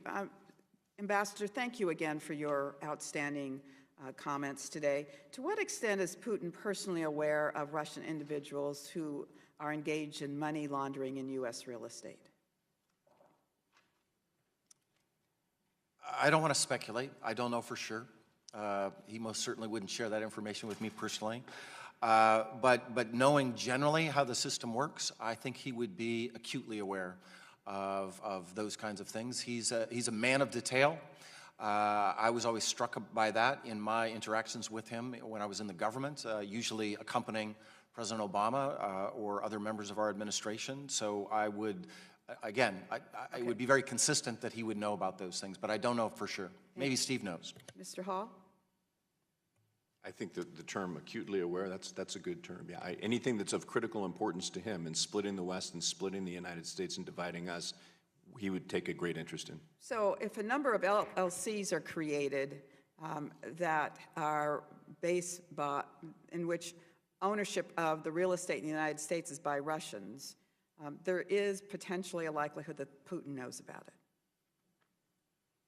There certainly could be, All right. it would stand a reason, yes. Would Putin ever authorize an oligarch to purchase a U.S. property at an inflated price as compromat, Mr. Ambassador? I know the case you're talking about, and I don't know the answer to that. That's a great question. We should get our intelligence community to help you get the answer to that question. I personally don't know. Thank you. Mr. Hall?